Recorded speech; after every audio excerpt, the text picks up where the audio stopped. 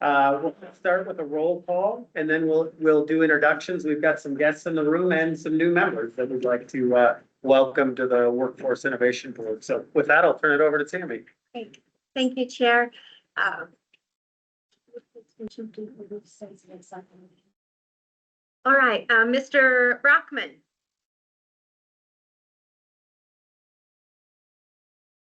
Commissioner Christian, I'm here. Mr. Fleming, Here. Ms. Green. Here. Dr. Hall. Superintendent Heidelin. Here. Ms. Hermanson. Here. Mr. Hoppa. Here. Mr. Iverson. Here. Mr. Kellum. Here. Mr. Montagna. Here. Mr. Knifer. Senator Nolan. Here. Ms. O'Hara. Mr. Olson. Mr. Quare.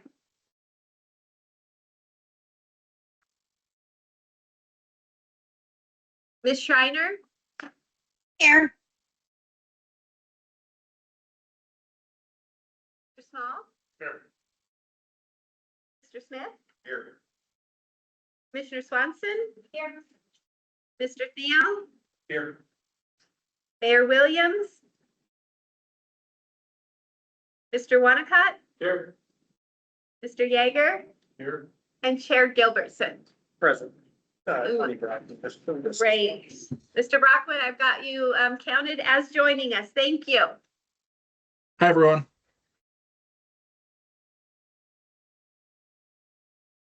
Chair, we do have a quorum. Thank you very much. I'm now going to turn it over to Commissioner Swanson to introduce our guest from the National Governors Association. Yeah, thanks, Adam. And thank you so much. Erica Bodie and Portia Pratt are joining us this morning from the Nonpartisan National Governors Association.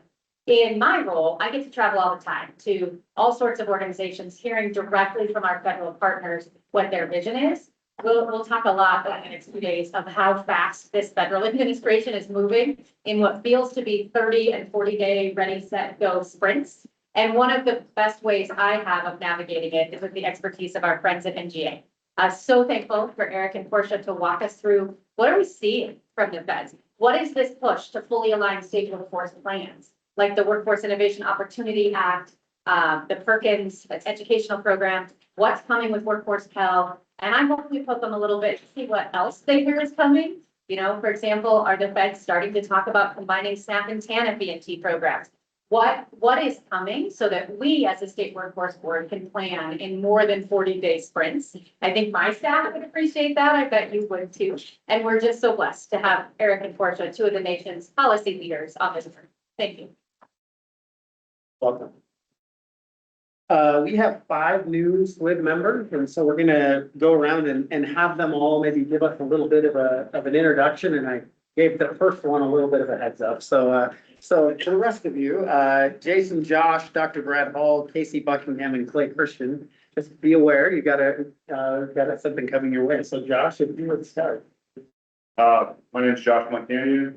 I'm the Chief Business Officer from Williams Companies. We have several construction companies, Williams Plumbing and Heating, Williams Civil, Construction. And within that Chief Business Officer role, I oversee all things strategy and people, which includes also our academy, which is a separate trade school in our foundation. We get to see them all. Mr. Small. Jason Small, I'm a Boilermaker by trade, ex-state legislator, and also the executive secretary of the Montana AFL-CIO. I know I'm doing jobs for premises. Commissioner Christian. Thank you. Yeah, Clay Christian, had the pleasure to serve as Montana's Commissioner of Higher Education. We oversee all of the post-secondary education in Montana for the Montana Board of Regents. In my 15th year in this gig, so been doing it a little while and enjoy it every day and glad to be here. I don't think the other two are here, but Dr. Brad Hall will be joining us, the president of the Blackfeet Community College, and Casey Buckingham, the head of HR for benefits. So that would conclude our spring edition of new members of the board. At this point, I'd entertain a motion to approve the agenda for April 27 and 28. So moved. Thank you, Representative. Is there a second? Second, Iverson. Thank you. Is there any discussion? Seeing none, all those in favor of approval, say aye. Aye. All those opposed, same sign. Motion carries. I will now entertain a motion to approve the minutes from our last meeting in January, which were sent out by Tammy over the weekend. So moved. There, Jason Yeager. Second, Patty. Any discussion on the minutes?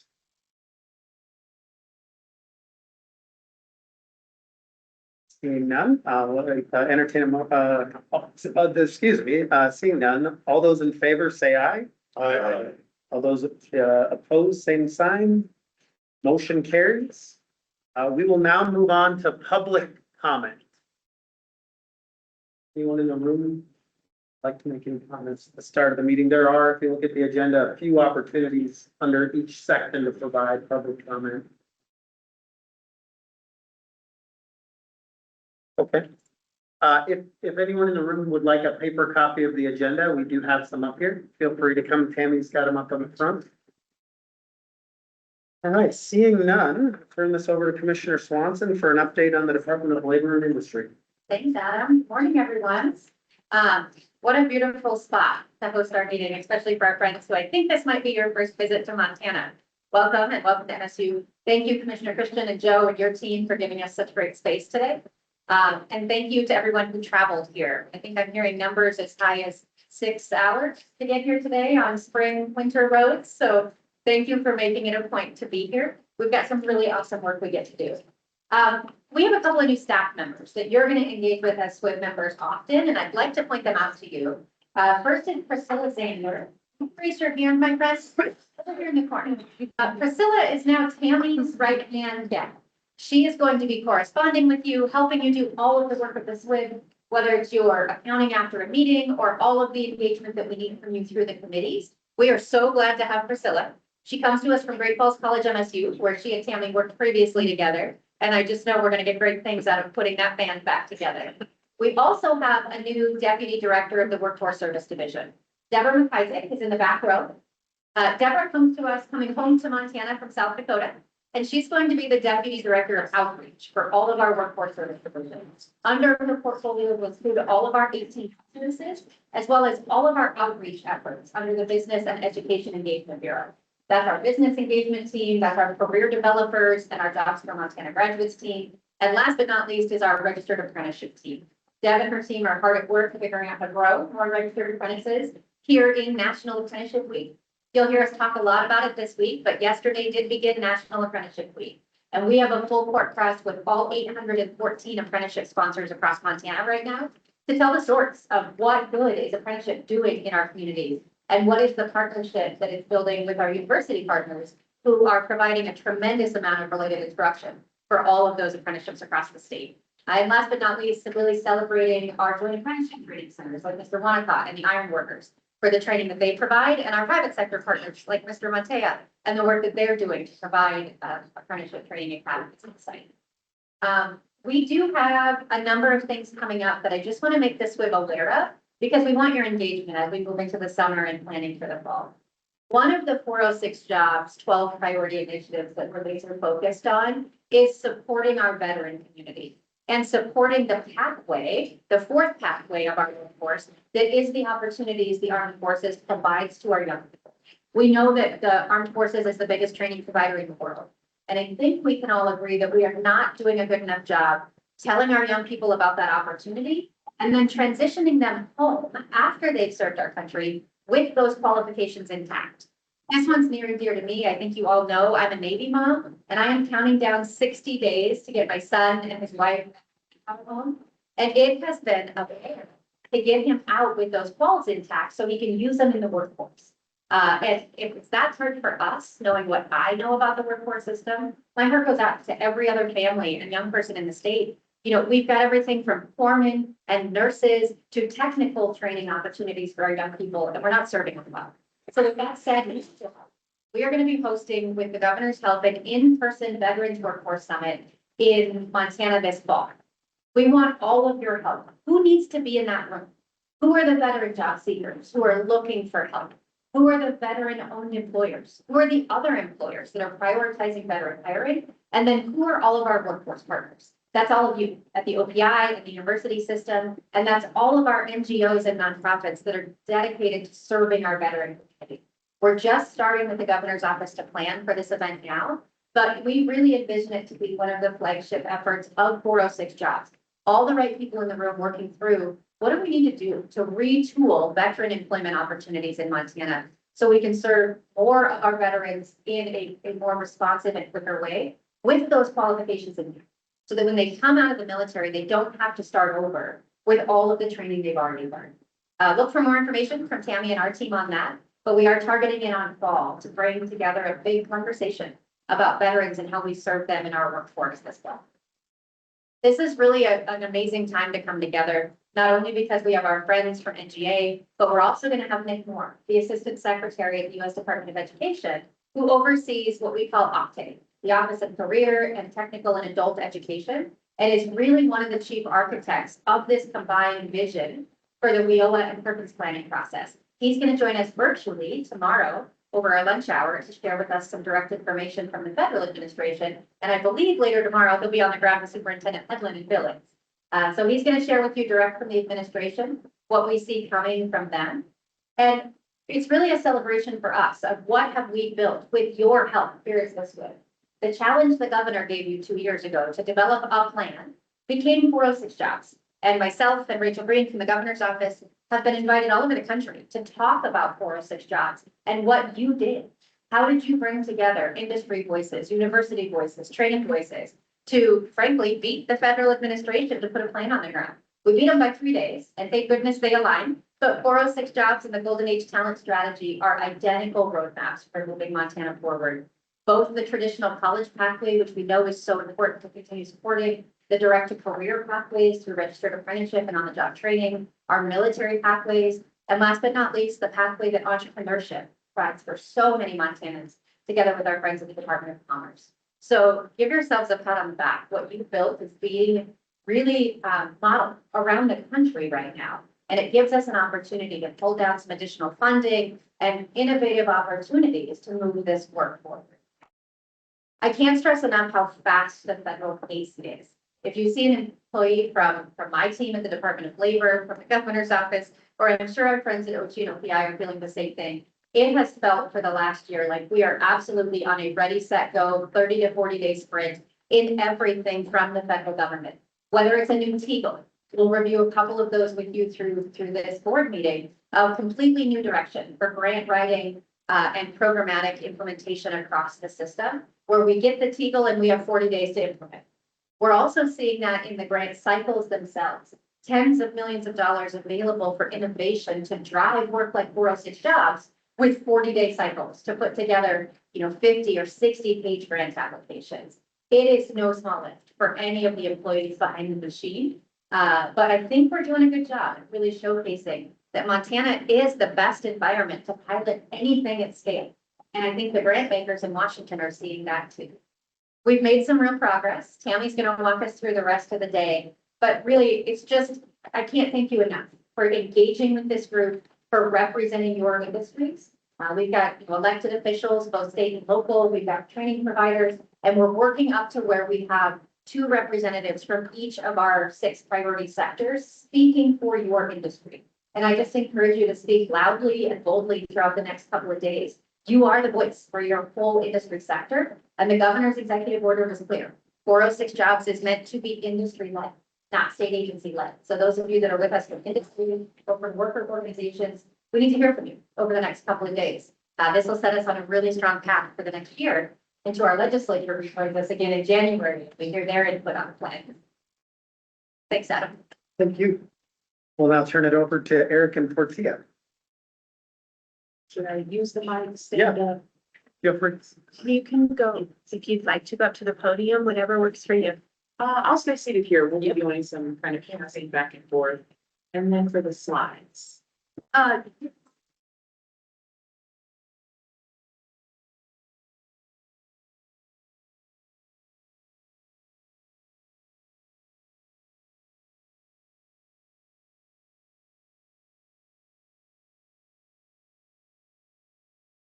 Does this look right? Yeah. Amazing. Does the background look right?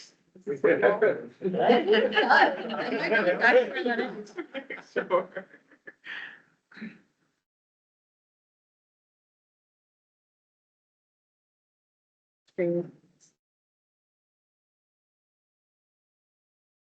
And then am I moving forward? Is there a clicker? What's gonna be the best? I'm the clicker, or you can stand up here and click it. We'll do that. Okay. Sounds great. Thank you. Okay. Sorry for that, y'all. And hello, good morning. And thank you again for that gracious welcome, Commissioner Swanson. We are so excited to be here and excited to visit Montana. It's been beautiful. It obviously is not snowing in this cold in DC. So that was an adjustment, but we clearly have survived and it's been lovely. So we have a couple of things that we are going to go over. We'll obviously do an overview of NGA for those of you who haven't worked as much with us or aren't really familiar with what we do. We will talk about the WIOA and Perkins state plan modifications and the blending of those two plans. We'll have a brief presentation from Virginia. We feel the best way to really model some of the things that are happening across states is to invite other states to join us. That's part of the benefit of working with NGA. And then we will get into Workforce Pell, and then we'll have some time for Q&A. I do want to stress we want this to be a conversation. So as questions come up, feel free, raise your hands, ask them. We learn best, and I think these conversations work best when we have that type of space for us to do that. So I will kick it off with an overview before I pass it over to Eric. National Governors Association. We have been around for 118 years, a long time. And as such, we represent our nation's governors for states and territories. Oh, that definitely sounds different. Thank you. My goodness, hopefully I was loud enough for the people in the back initially.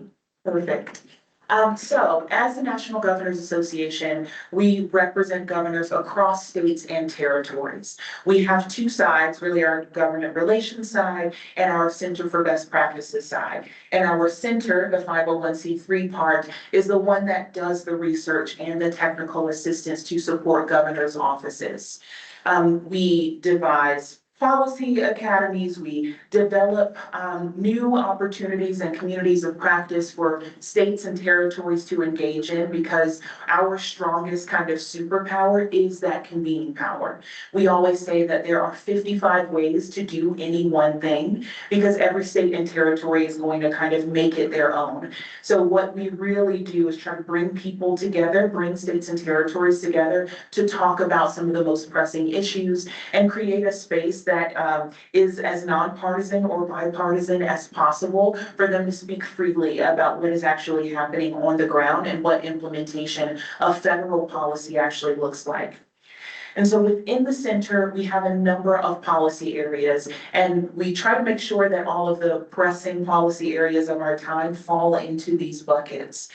Eric and I fall into our workforce development, higher education, and economic policy bucket. If you've worked with NGA before, then you probably noticed that initially we had a separate post-secondary bucket. We have blended those together with workforce development because we wanted it to represent kind of what we are seeing across states and what the administration is signaling. And that's more alignment across post-secondary and workforce. And so we kind of mimic that. We are a part of that brand new bringing together. And so if it's not covered across these policy areas, then we just bring groups of people together to kind of tackle that issue. And it allows us to come to spaces like this, meetings like this, to provide what we are learning, give a little insight from what we're hearing from different states, and answer questions that you all have. So with that background, I want to pass it over to my colleague Eric to walk us through that first portion. Morning, everyone.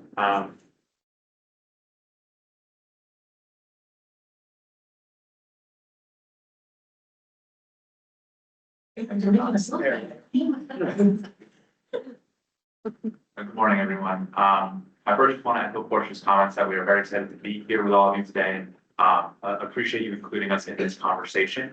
We have some folks on the line from Virginia, which Portia had already mentioned, and I'm going to turn it over to them in just a second. But I do want to offer some framing around this conversation for the WIOA and Perkins combined state plan and why I think it will be helpful to hear from your peers in Virginia and their experience.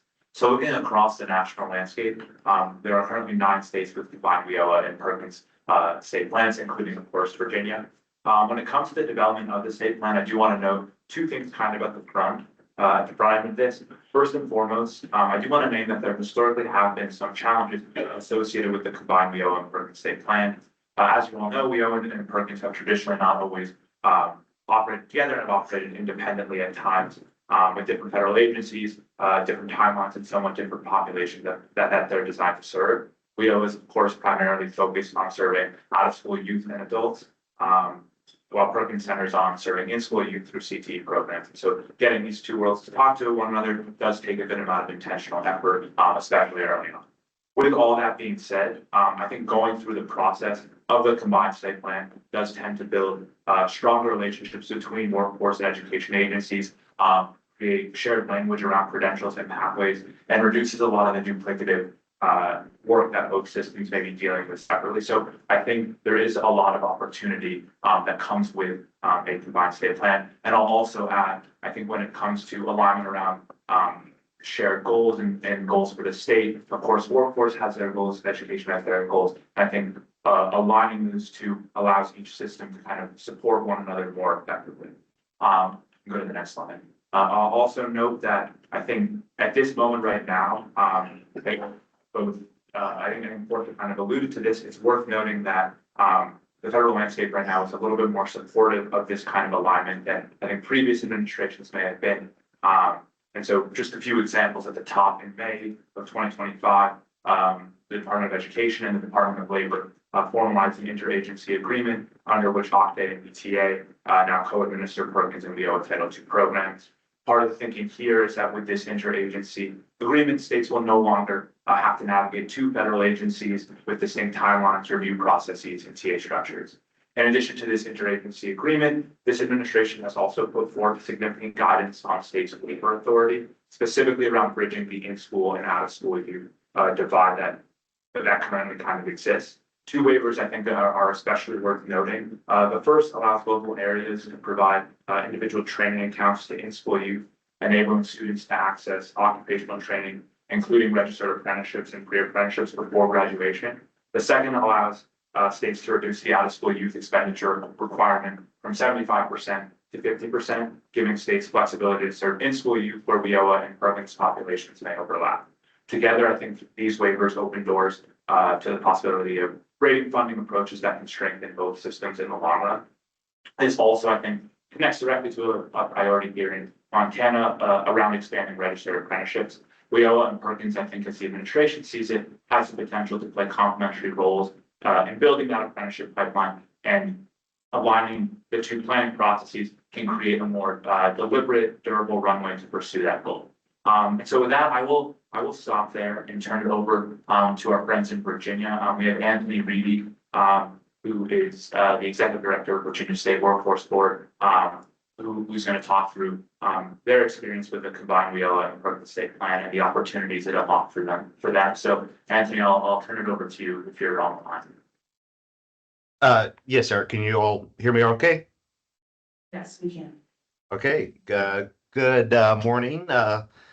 Thank you for inviting me and let me be part of your conversation today. As Eric had mentioned, I was going to be joined by a colleague, Dana Westgren, but unfortunately she had to be called away on short notice. So wanted to take an opportunity to just kind of share a little bit about our experience in combining Perkins and WIOA, and not just specifically for the combined state plan process, but really some of the working arrangement and transformation that we've experienced in Virginia over the past couple of years. And if you'll advance to the next slide, I believe my slides are, yes, okay, perfect.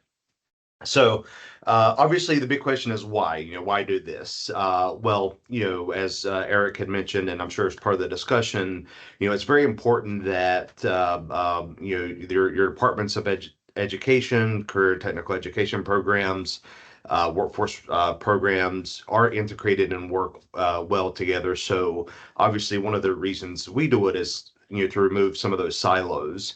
And I guess maybe just to step back a little bit about the Virginia experience and how we've transformed workforce development in the Commonwealth over the past few years. Prior to 2024, there was no coordinating or mission-focused workforce agency in the Commonwealth of Virginia. The various workforce programs, particularly those under the Workforce Innovation and Opportunity Act, were spread amongst multiple state agencies, multiple cabinet secretariats, and there was really no coordinating entity. So a lot of things happened in silos. There was a lot of great work going on, but it wasn't coordinated and it wasn't amplified with each other. So that's one of the things that we want to do it. And obviously, part of it was in response to hearing from our business and employer community, and making sure that we're helping to establish career pipelines coming out of the K-12 system, so that children and families have an opportunity to learn and explore and get some fundamentals of workforce readiness and workforce development. And then depending on the education and career pathways they choose out of there, there's that seamless transition amongst the system. And as Eric had mentioned, this is also a federal priority coming up to better align the career and technical education and Department of Education and workforce side of things. So if you'll hit the next transition, there we go. Okay. So obviously some of the practical steps about this, requesting the extension of the U.S. Department of Labor gives us a little bit more time to work on the plan. Virginia actually just had our state workforce board meet last Friday to approve submission of the plan, which our team is actually working on today. This isn't the first cycle that Virginia and Perkins have combined the Perkins WIOA plan. It's actually been done a few cycles prior to this, but this is probably the most integrated process that we've had with our colleagues at the Virginia Department of Education on this process. And it does allow better coordination, better awareness, and also being able to tell the story a little bit better about what we're doing and the goals that we hope to accomplish moving forward. So next slide. Okay. And obviously, what's the impact of this? Because at the end of the day, it's not just an exercise just to do it because of some compliance or check the box. We will really want to have an impact on the system. And as I had referenced earlier, Virginia has taken steps in the past few years with the stand-up of Virginia Works as the state's mission-focused coordinating workforce agency to work with all the other agency partners and local workforce boards and other workforce stakeholders to get better alignment in the system so that you have a true system and not just parallel activities happening across state and local governments. And we've been able to operationalize a lot of this outside of the WIO combined state plan through a few different cross-agency engagements. One, obviously, and I believe there's coming up more on the agenda a little bit later, is Workforce Pell and getting that alignment of the education and workforce system. So we've got a group being led out of the governor's office to work on development of that. Another big effort that we're working on Virginia is alignment of credentials of value within both the K-12 system as well as higher ed, particularly the Virginia Community College system. And then what we have is an ad hoc group in Virginia called the Virginia Workforce Brain Trust. This was a group that was established in the early days of the consolidation and stand-up of Virginia Works as the workforce agency to be able to better coordinate and with other agencies and share best practices and support initiatives and things of that nature. And one of the things that came out of that that working group, and it's not defined in state code, it's not some executive directive of the governor's office. It really just happened organically amongst leaders, workforce and education leaders across Virginia government, was to come together on a monthly basis to talk about those initiatives and see where we could work together. And one of the things that came out of that was development of Virginia's first workforce-specific strategic plan, what we called the Virginia Works for Everyone strategic plan, that was released back in December of last year. And we got a lot of input and a lot of engagement from our other agency partners on that effort. And out of that, established 4 moonshot groups that focus on things such as, being developing a future-ready workforce, making sure that there's skills alignment between what the education and training system are providing to what employers and businesses need. So going out of that, we've got these standing moonshot groups that are working on specific goals aligned with that strategic plan. So next slide, please. There may be one. Okay, there we go. Sure. And again, I've already touched based on some of these high level, so yeah, you can take these and review them. But again, Workforce Pell, again, it's not specific to CTE programs per se, but it does align with them and across the continuum of education and workforce development, aligning the credential values. And that's something, again, that was work that was ongoing outside of the WIO and Perkins plan. But again, the WIO and Perkins plan will allow us to just formalize that as part of Virginia's goals, but really to be able to ensure that all credentials are credentials of value, and that they're meeting industry standards, that they're meeting the needs of students and communities, and moving forward with that. And then again, I'd reference the Workforce Brain Trust, this ad hoc group of state workforce and education leaders to align on these moonshot goals and focus on priorities of the Commonwealth. So next slide, please. And the last slide I'll touch base on here, and then happy to open up and answer any questions or take any comments from the group. One of the other ways that the Virginia General Assembly decided to codify some of this working relationship between education and workforce was recently passed Senate Bill 592, which creates a biennial review process for both the Board of Education as well as the Virginia Board of Workforce Development to conduct comprehensive reviews of career and technical education courses, pathways, and industry credentials. This is something that the Board of Education had been tasked with prior, but not in a more structured, formalized way.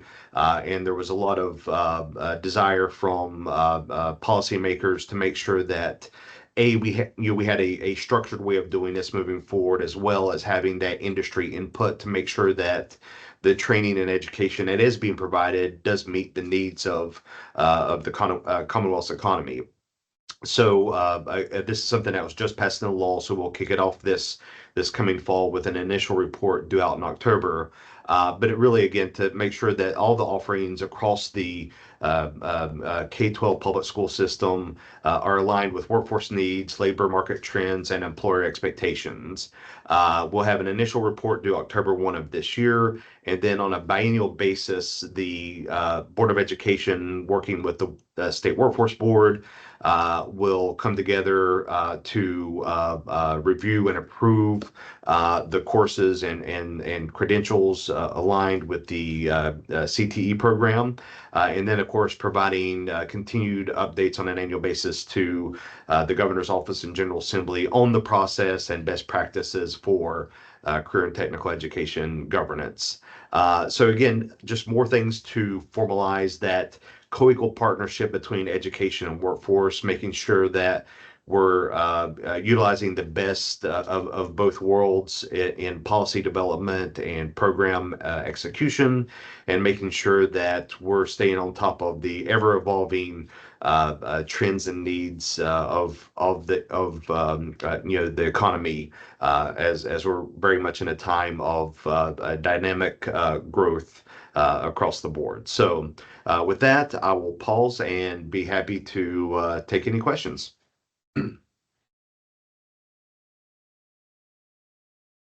Well, I appreciate the success that we're talking about with Virginia, but the question I have is, when did it start with them? And you're to a really good level. It's moving really, really well along. If I guess the date, does it take 3 months, 6 months, 9 months, a year and a half? Like,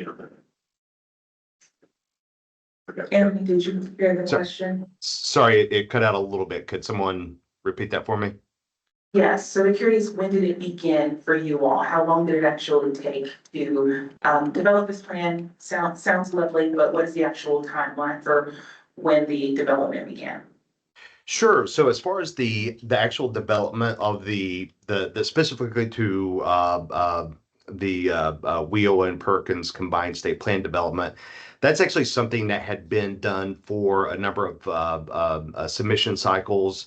But to be honest, they had still kind of acted in a little bit of a siloed approach. The Department of Ed would do their plan, then they would send it over to the workforce side, and we would incorporate it and then submit it.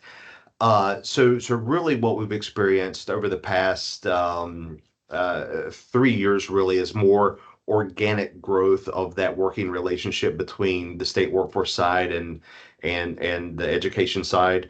That was a priority of the previous administration, Governor Youngkin, and obviously it continues to be a priority of new Governor Spanberger as she and her team have come on board in the past few months.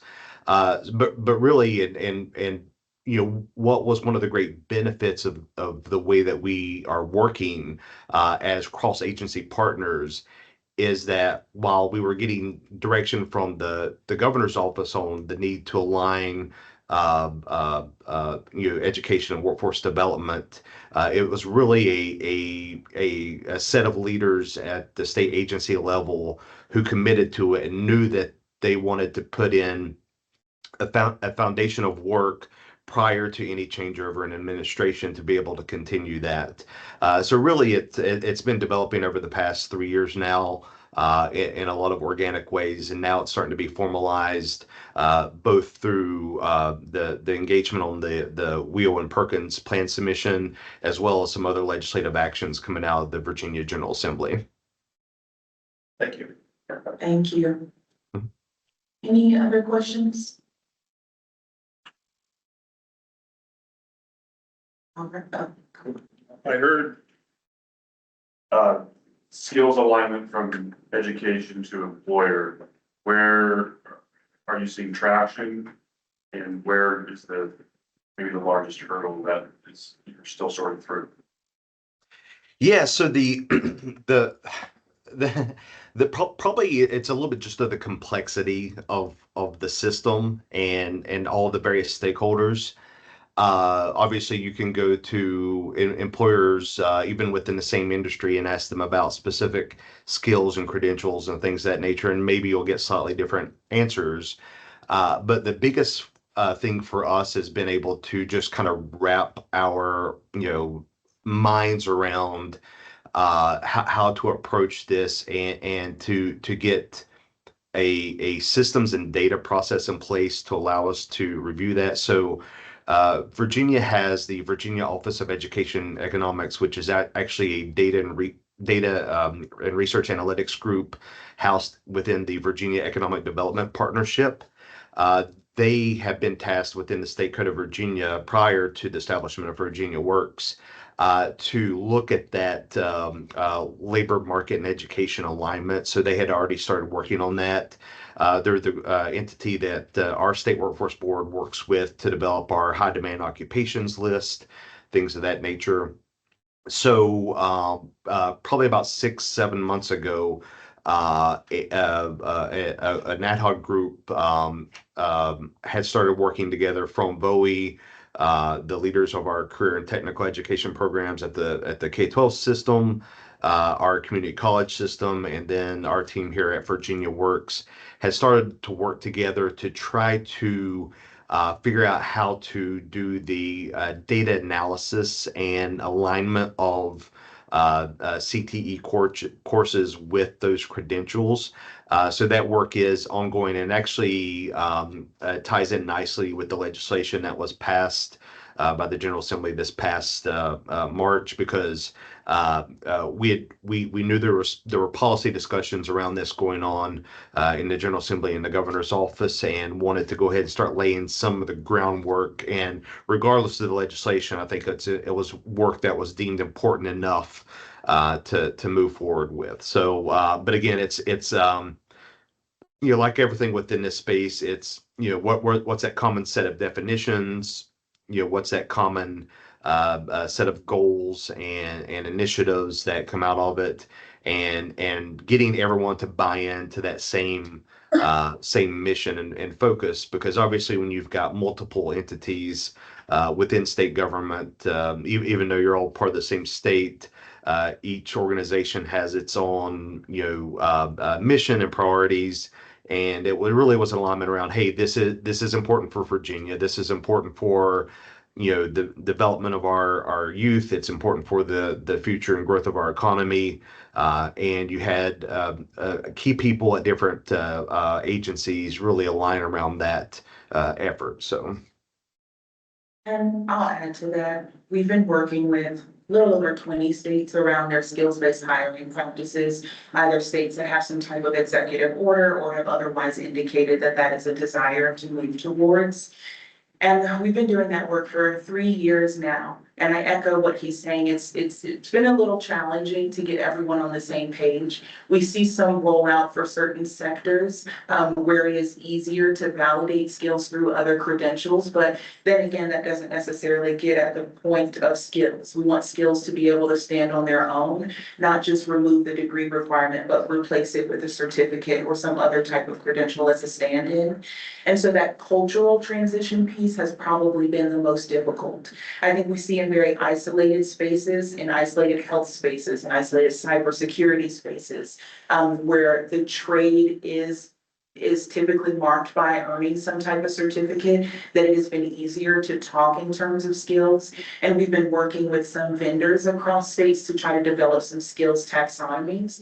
But it's been variable. Arkansas and their Arkansas Launch workforce system is trying out an AI model where both employers and workers and learners are able to describe the experiences that they've had, and their AI bot, or insert AI term here, will translate that paragraph of experiences into skills and then match it to employers based off of either their job opening, or if they have also switched over to more of a skills-based hiring practices and are speaking in that language, just to make that transition easier. But it's variable. And just because there are so many priorities, especially workforce related priorities that are coming out of this administration, it's been tough sometimes to maintain the momentum if there isn't buy-in across all sectors within that state. So I think they're working out some new approaches to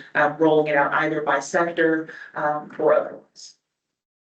I have a question, and I don't expect a full answer to this, so I'm going to preface it to start. But thinking about how do we determine success of a credential or a skill in the workforce system, as I think about our industry, what are the things that make me take a resume and transition that to an in-person interview? Why, right? I'm curious how you feel about that process, and what does success look like? Yeah, that's a very good question. As you said, it's really hard to define. We for the workforce system in particular, we are, I guess, maybe at a phase where we have even though the system's been around a long time, there really been little thought to kind of system-wide outcomes and effectiveness of the system as a whole. So we've taken a little bit of a maybe more baseline approach, at least for now, of just focusing on job placement being kind of that top level metric, and just making sure that we're helping get people into jobs, and then trying to iterate on top of that. So to your question, I think it's something that we are still actually working on defining and figuring out. And as I'd referenced, this is a very complex system with a lot of stakeholders. So it's hard to get everyone in perfect alignment, but taking those small wins where you can, those small successes where you can, and then growing on top of that.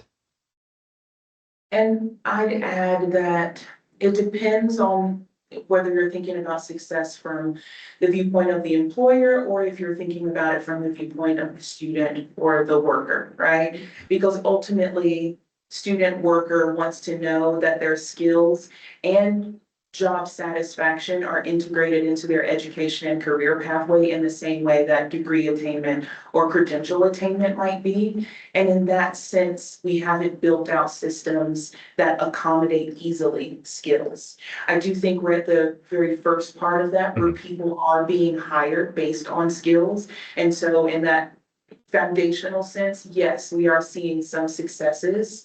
But ultimately, we want to get at a point where a student or worker sees skills-based hiring, and therefore a lack of degree attainment, a lack of credential attainment is held at the same value as all of these others. And that is the part that I think is going to take a bit longer. Follow up really briefly on that.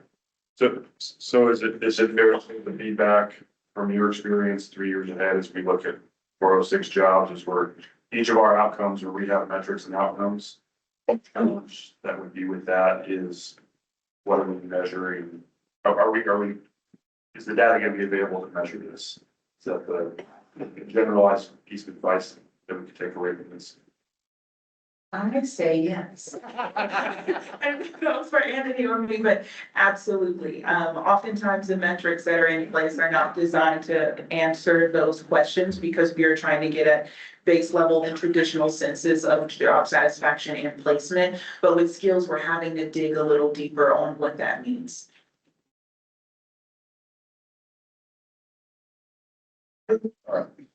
Good morning. So I have a few questions, and hopefully they come up to speed here, but is the Virginia Board of Workforce Development set up similar as this with one we have in here in the state? Is it higher ed, contractors, and else like that? Or am I completely off? Anthony? Yeah, so I don't. You'll have to forgive me. I'm not very familiar with the structure of your board in Montana, but in Virginia, the Virginia Board of Workforce Development is a policy advisory board. Technically, it is independent of any state agency. But it doesn't have its own staffing and structure. It's under the Virginia Code. It is facilitated and led by the Secretary of Labor, which actually, even within Virginia, is a relatively new secretariat that just came into existence back in 2021.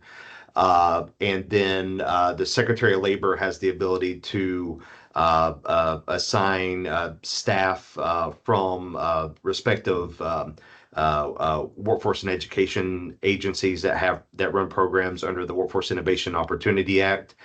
So the bulk of the work does fall under Virginia Works as the state's workforce agency. I'm technically an employer for Virginia Works as an agency. And then we have staff assigned from our other WIOA partners on the WIOA Title II side, our adult education program that's housed at the Virginia Department of Education.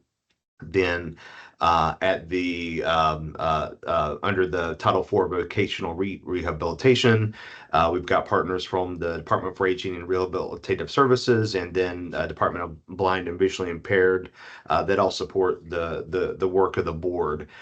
One of the things that we've been doing over the past couple of years, and part of my role coming on as executive director just about 2 years ago now, it is to work on ways to engage the board more, because previously, the board did obviously, a lot of the baseline requirements that required both under federal, WEO, and state law, but really the board didn't have a ton of engagement when it came to system oversight, and it definitely hasn't got to the point of kind of program management or anything of that nature.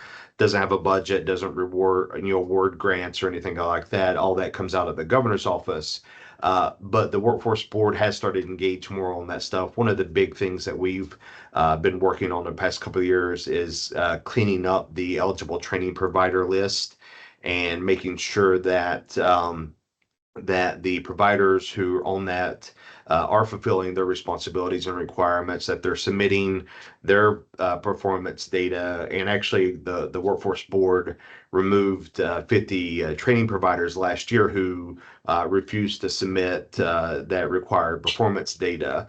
And a lot of this is work that's getting ready to align with Workforce Pell coming up, because the Workforce Board and the eligible training provider list will have a tie-in to that as well. And then again, just using the board and the expertise, cross-industry expertise, education, healthcare is a big one. Using the board as a sounding vehicle for policy discussions and things of that nature.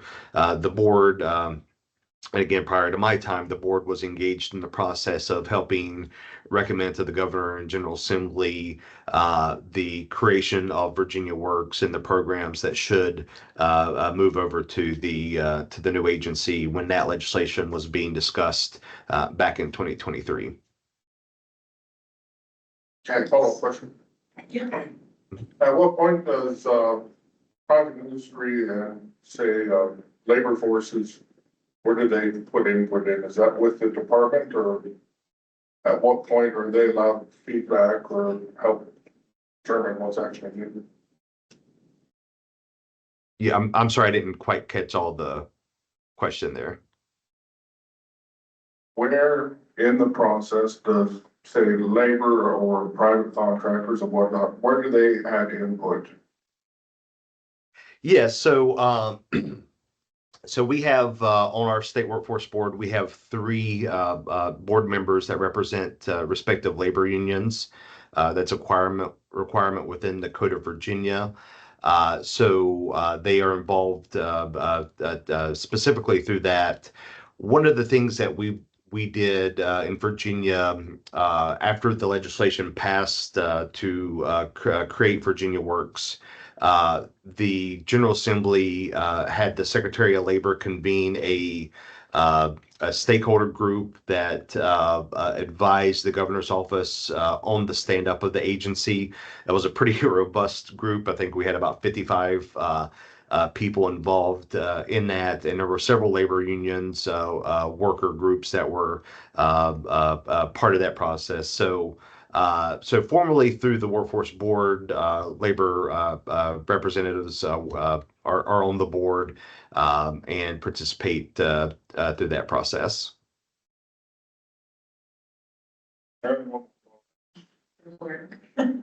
That's our chance, right?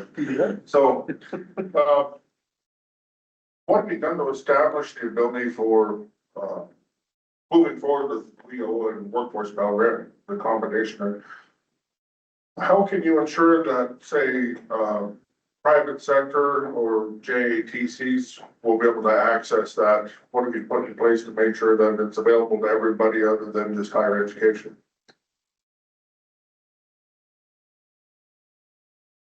Are you, just to clarify, Anthony, did you hear the question? I believe I caught it. I will have to defer fully on the workforce Pell because that's something I'm still myself catching up a little bit on. Um, I so I don't know specifically. I think one of the things, and again, I can only speak from the Virginia experience. I think that well, I guess a couple of things. Number one, I think there is a strong tie into registered apprenticeship with Workforce Pell and being able to align that with the related technical instruction that comes along with that. And I think that helps tie in because those programs that education element is some of the more robust that you get out there. I do think that there is a natural fit within. Obviously, the community college systems being on kind of the front line of that training and eligibility for workforce Pell. And as far as some of the non-public sector entities, I think it's going to probably require some substantial work to get to that place on that front. One other thing I'll just leave you with on the Virginia side that in a specific of workforce Pell, it really is almost a little bit of a missing middle, if you will, in the way that some of Virginia's training is set up. Obviously, anything associate's degree level higher, obviously ties into regular Pell. In Virginia, we have something called the Workforce Credential Grant, commonly referred to as Fast Forward. This was something that the Virginia legislature established 2017, 2018 timeframe. And it's a funding model that run through the community college system where it focuses on short-term credentials. So it could be programming that was 4 to 8 weeks, so less than what would be structured under the incoming workforce Pell, and the state basically paid for a third of the programming coming into it. Once the student finished the actual course itself, the state would come in and pay for the second third, and then the student would be obligated for the third third, if you will. But in a lot of cases, based on other funding, including wheel funding, things of that nature, there were pots of money to cover that third bit of the pie. So really, you do have a system within Virginia, at least, where you've got those true kind of short term, less than 2 month long programs being covered. And now Workforce Pell will kind of come in and cover that, if you will, middle missing as far as the workforce training side of it goes. I want to ask a clarifying question. Just when you were asking where do employers of the private sector fit in, can you, in what part of workforce though? Well, initially it was just where do they fit into, giving recommendations or whatnot. But the last question, I was wondering, employers or private training institutes, can you pick? How can they access it and what's their ability, and as well as the, coming from the union side of things, the joint apprenticeship training centers, so.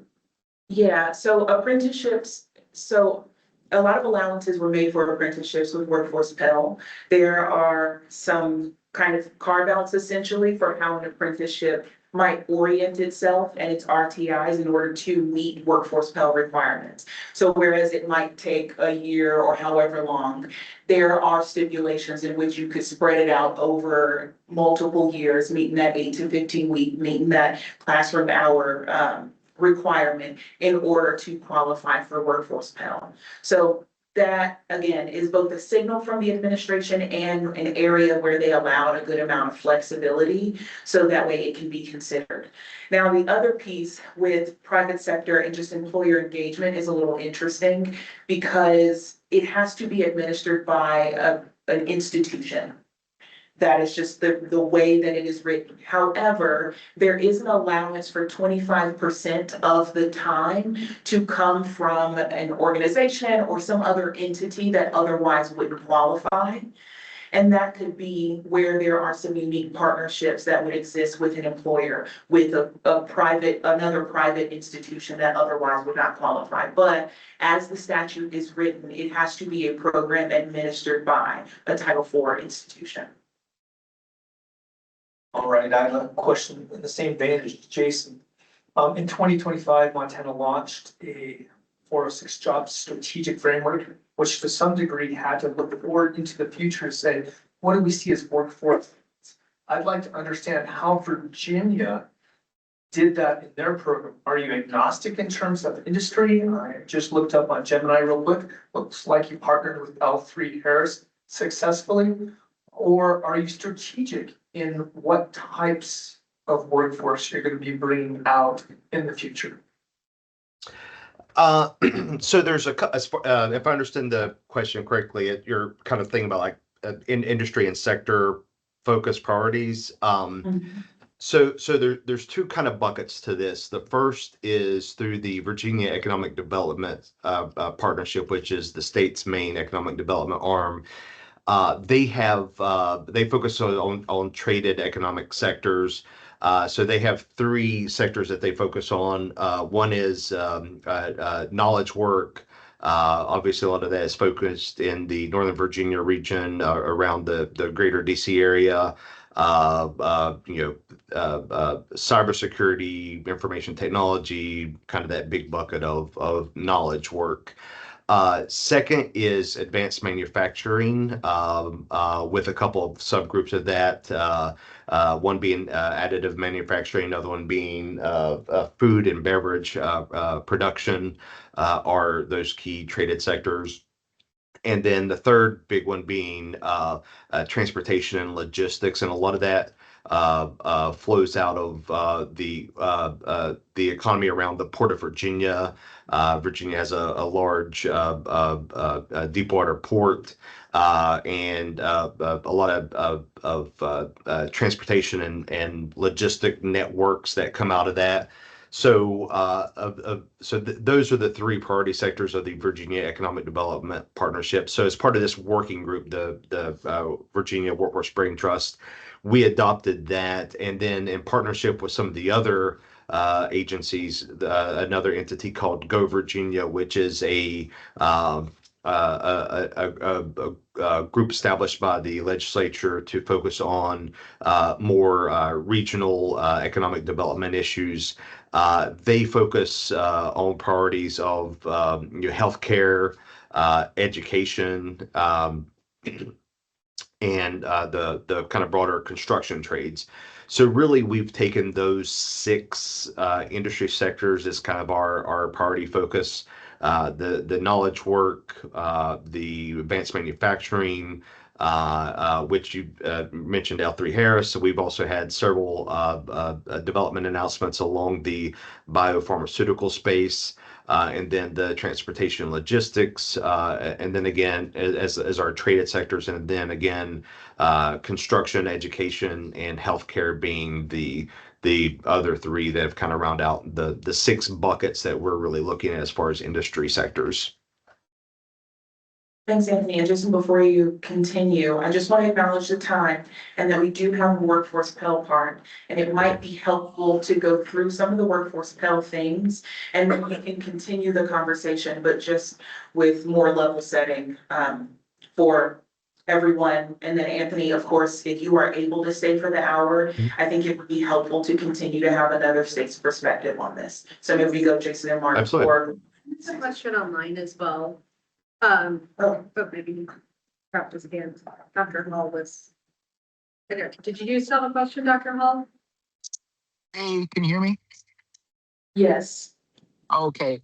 Well, I really appreciate context around how your state is working to implement this. I think it's good for us to think about certain things. I do want to point out that, you know, you have a state of over almost 9 million people versus us just over 1 million. We probably have a similar issue with the urban versus the rural interface. But in the rural areas, what I'm concerned about is the metrics as they line up to how many we must serve. They'll be much smaller. The other thing is when we're looking at the rates of success, especially with industry partners, those may be limited. Have you seen similar circumstances in Virginia versus urban versus rural communities that complicate our ability to, your ability to make meaningful measures that actually indicate there's success happening in the communities?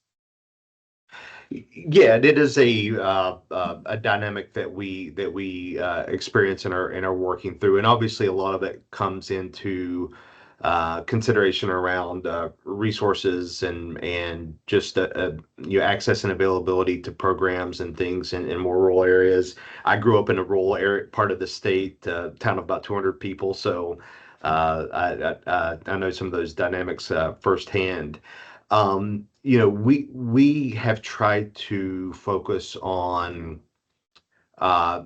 working with those areas, particularly those local workforce development boards, when it comes to programs like community colleges and stuff like that. I think Virginia does a pretty good job of sharing resources around the Commonwealth. Obviously, when it comes to CTE programs and the K-12 system, that's a little more challenging because you can't set up facilities and equipment and stuff in every school system. So there has been some regional approaches taken to set up regional career and technical education programs that take in multiple school districts into one. A lot of partnerships between the K-12 system and the community college system as far as dual enrollment or just offering sharing of instructors or sharing of training space, things of that nature. So a lot of that had been going on for years within Virginia prior to the establishment of Virginia Works as an agency. But we are putting a big focus on particularly rural health care and apprenticeships within that. Virginia is being benefited by receiving a pretty large federal grant to focus on rural health care. And as part of that, there's a substantial amount of funds coming online over the next 3 years to support apprenticeships in the healthcare space. So that's what we're looking at developing out. How can we get students on those career pathways of apprenticeships within the healthcare space, both to meet those community needs with that, but also provide that career pathway experience for students in rural Virginia. Thank you so much. Welcome. And it looks like we'll take your questions, CC, and then we'll transition. Okay, thank you so much. Thank you, Dr. I wanted to mention, Dr. Hall, I will have a couple of comments on our rural versus urban programming during my remarks later today as well. I think that's important to keep in mind. And I think there's some great takeaways from what Virginia is doing, and I appreciate the presentation. I did have a chance to work with our colleagues in Idaho, Wyoming, and North Dakota the last week on some of the similar work. And so I think one component that has been interesting as I talked to the Department of Education and Department of Labor at the federal level also is just the makeup. So the governance structure is much different in Virginia, kind of back to what Jason had mentioned earlier. So trying to figure out how we navigate that in each different state is quite different. So something to keep in mind where like the CTE pathways and some of these different components are under the governor's office in Montana. And so I think it's incredible how we're all collaborating, and we all need to work together to get all of this streamlined and accomplished and all on the same path. But The structures are much different in Virginia than Montana. Yeah. Yeah, they are, and we're happy to provide other examples too, from other states. Virginia isn't the only one, obviously, and so if that would be helpful, we can follow up with that. So I'll transition to the workforce panel. I'll move through this somewhat quickly, but just so we can have some time for conversation afterwards too. So feel free to hold your questions until the end, and then we will dive into them. I will answer them to the best of my ability. And so, just for level setting, so folks kind of know what's going on. Short-term Pell, workforce Pell is the same thing. Both are expansions of the Pell Grant. The Pell Grant is designated for students who have low income, and workforce Pell will operate in the same way. The targets for this administration, high skill, high wage, in-demand occupations, how that's defined is up for debate across the states and the territories. And it applies to programs that meet those criteria, and it is administered through institutions. So I know I answered Jason's question and mentioned that, but obviously the big piece of this is that the Workforce Board shapes the program approval process. So it really is designed for both to be a part and feel like they have stake in what the outcome of Workforce Pell implementation will look like. It is one of the most significant expansions of financial aid to workforce in decades, so it is huge. And it really puts a lot of the emphasis on state level decision, which is something that we haven't seen a lot with some of these federal opportunities around program approval, around data and accountability, and around cross-agency coordination. So getting more into what it actually requires and what is not defined federally. So the big pieces, program length. I know that is a little limiting. Eligible providers and the student eligibility aid rules. So those are things that we just cannot change there. Where states will have impact is around program approval processes, as I said before, the definition of in-demand, the data and reporting expectations beyond what's kind of minimally viable for adherence, and then what alignment with workforce actually looks like. So there's a fair amount of flexibility. The administration is asking states and territories to be active designers in this, not passive. So wherever you feel there needs to be more input, there's a lot of opportunity to do that. And so really what we're getting at and what boards kind of have to decide is what does implementation look like, right? And how quickly is that going to happen? What is the program quality and outcomes that you want to design for? So yes, that is the base level, but what do you want to align this with? Who do you want to make sure it's covered by? Employer engagement, kind of going back to are we leaving that at workforce board and the employers that sit on the board? Or are you devising a structure that would otherwise include employers? Are you looking at programs that have partnerships with employers in the communities, and those are the ones that you want to prioritize for this? So a lot of creative ways to think about this. Equity and access. Who are you designing this for? Who do you want to make sure has access to it? And we'll come back to that a little bit later. And then the administrative simplicity. So Workforce Pell is a data challenge.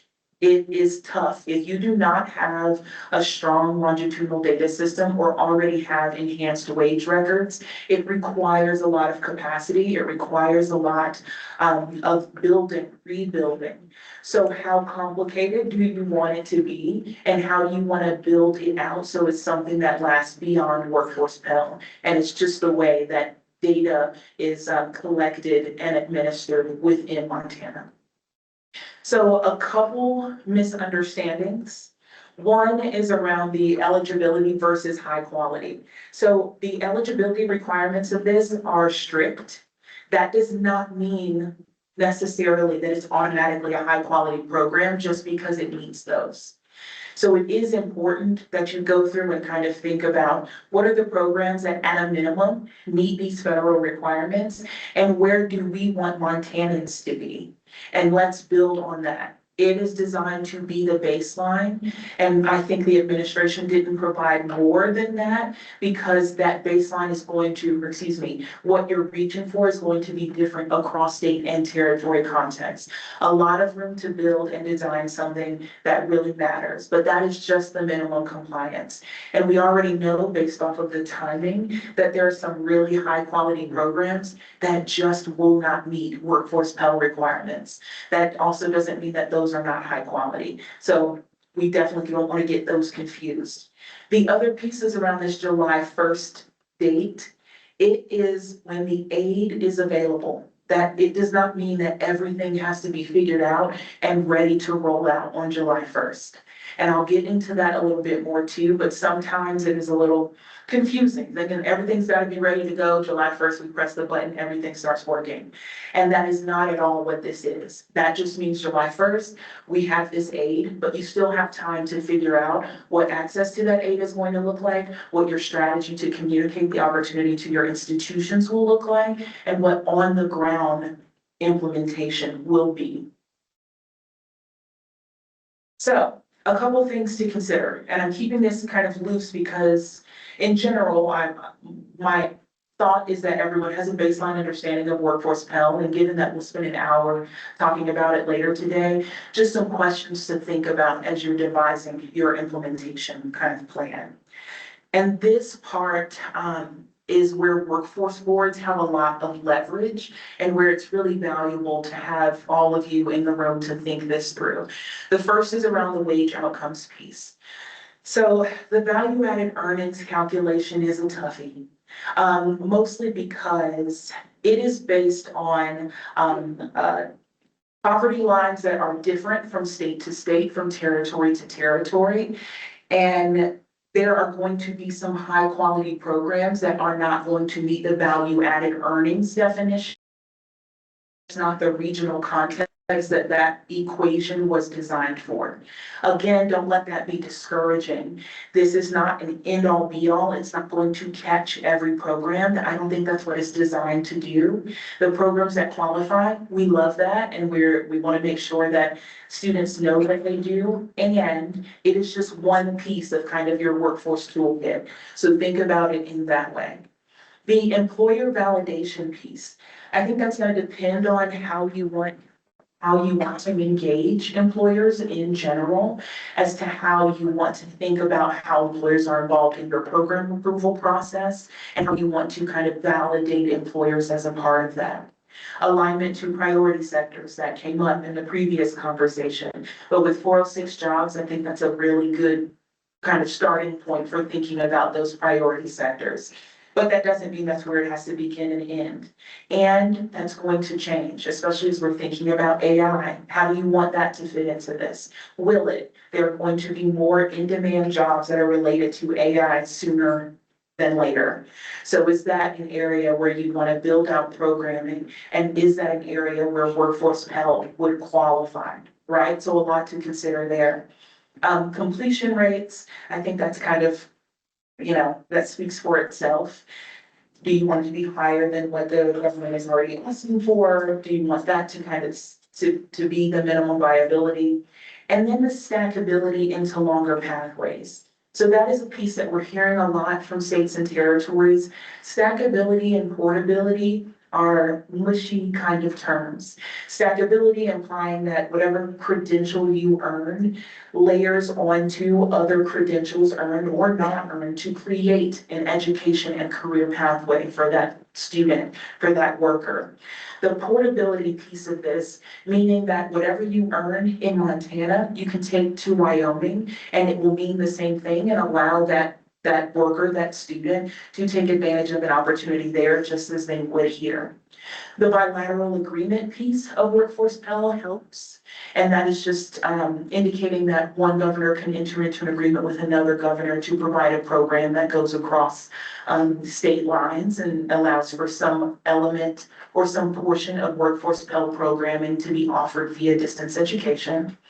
But outside of that, you'll want to think about how this builds into your data system, how short-term credentials fit into your degree granting programs, how it fits in with your non-credit programs, etc. So there's a lot of pressure and an opportunity, arguably, for the higher education system to think about how all of that will work together. But again, not just for Workforce Pell, because frankly, it could go away, right? This is a long-term strategy development opportunity. And whether Workforce Pell is here or not, you're designing programs for today's learners and future learners, and they are increasingly choosing short-term credentials. They are increasingly looking at opportunities to get back into the workforce. And you still have students that are pursuing education even after their first degree. And so you want to design a system that just accommodates any type of learner, any type of worker. And Workforce Pell just gives us the opportunity to think about that.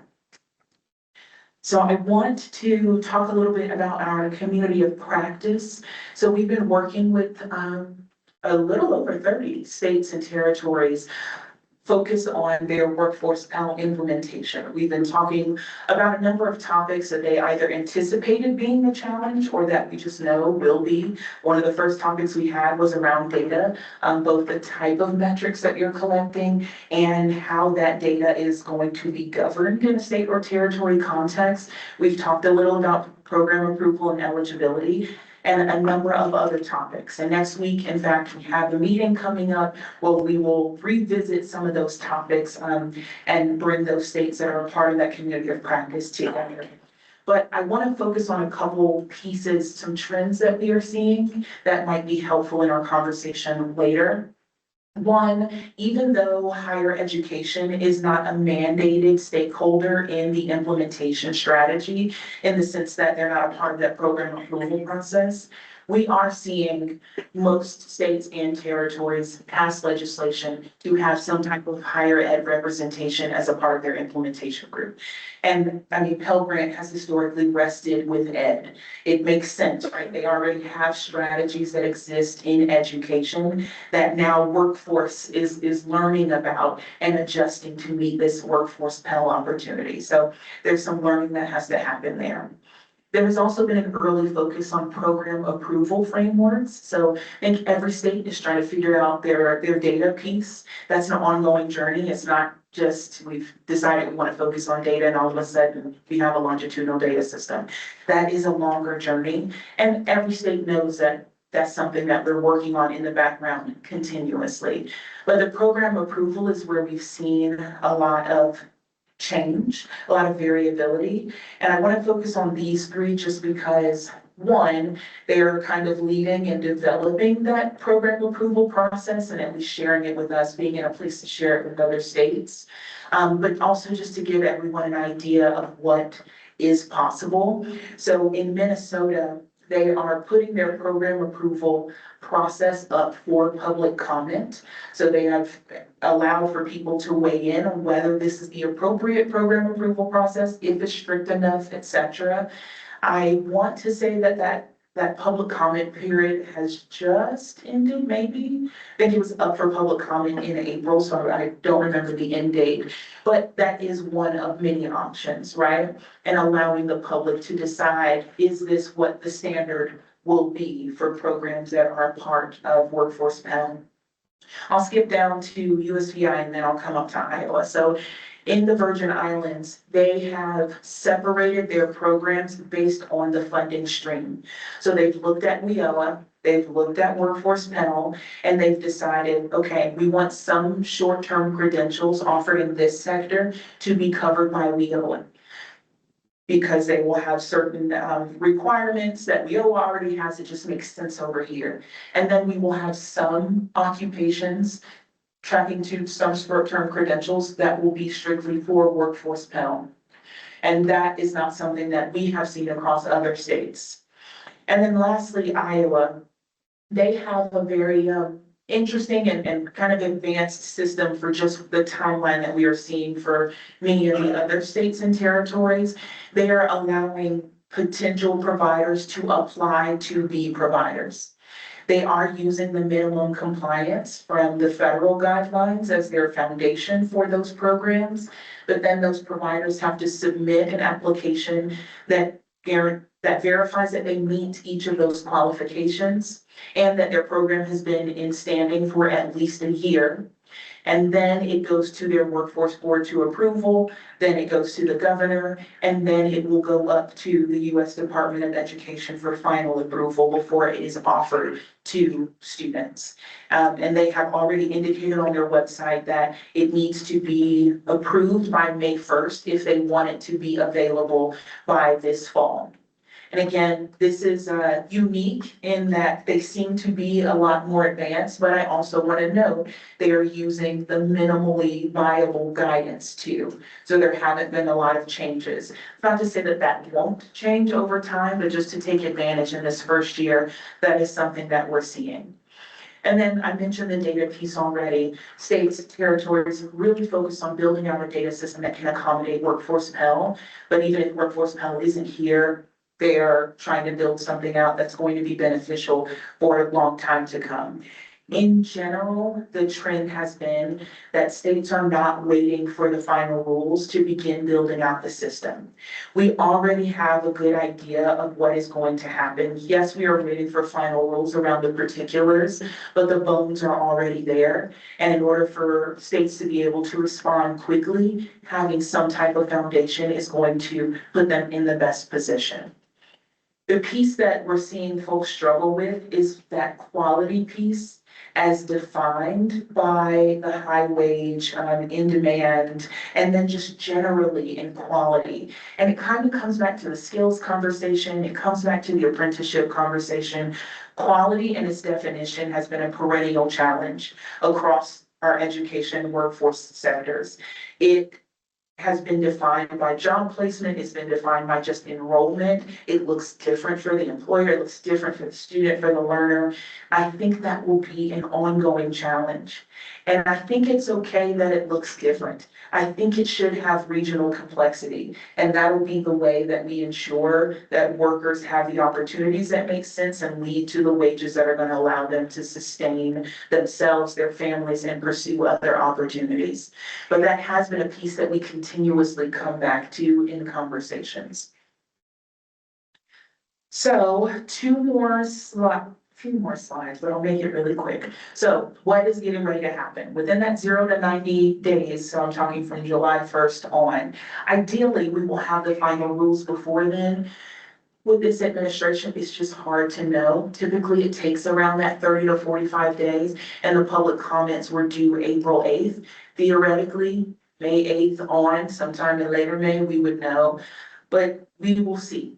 So really from that time on, right, you're interpreting those final regs and what it means. You are issuing guidance to institutions, finalizing those approval processes, and then identifying what that eligible program list is going to be. Building from the ETPL makes sense, but also as you're thinking about 406 jobs and those identified sectors, kind of matching and figuring out what makes sense may make sense for you all, right? It's just going to be different and everyone's trying to figure out. After the 90 days though, is when you want to think about that ramp up period. So the administration has outlined kind of July 1 of 2026 through July 1 of 2029 as the program ramp up period, where they are expecting states and territories to do a phased approach to having viable programming, understanding that many programs will be developed for Workforce Pell and they will need at least 1 year in order to even be eligible. I'm not sure yet whether the administration will issue any guidance as to how to either develop a data system that will help them meet those program approval requirements or to develop programs that are eligible. We did submit public comments and that was one of the pieces that we asked for is some type of guidance or support be provided to states during that ramp up period so they can devise a 3-year implementation program that results in eligible programming by 2029. We will just see. We also don't know what the federal administration will issue as far as their expectations for the first year. think it'll be very telling. I think we'll have to do a lot more adjusting. As Commissioner Swanson said, you know, the 40-day kind of react to respond period, I think that will continue to be the trend. But we do know overall, they are sending the signal that we want workforce and education working together. And so I'm anticipating more funding, more grants, like innovation grants to help move that along as well. Couple other pieces for consideration as you're building out those implementation plans. How will you maximize workforce Pell? Where does the braiding of funding work? If you think about the students, and I realize it is 12 p.m., so I'll move kind of quickly, but if you think about the folks who qualify for workforce Pell, they're likely the same folks who qualify for SNAP-AT, for TANF, for other state aid. How do you build those together such that SNAP and TANF and other benefits are filling the gaps that students who are pursuing a short-term credential might need for a holistic set of supports for those students? And then think about who your priority populations are. Map that against the sectors as well.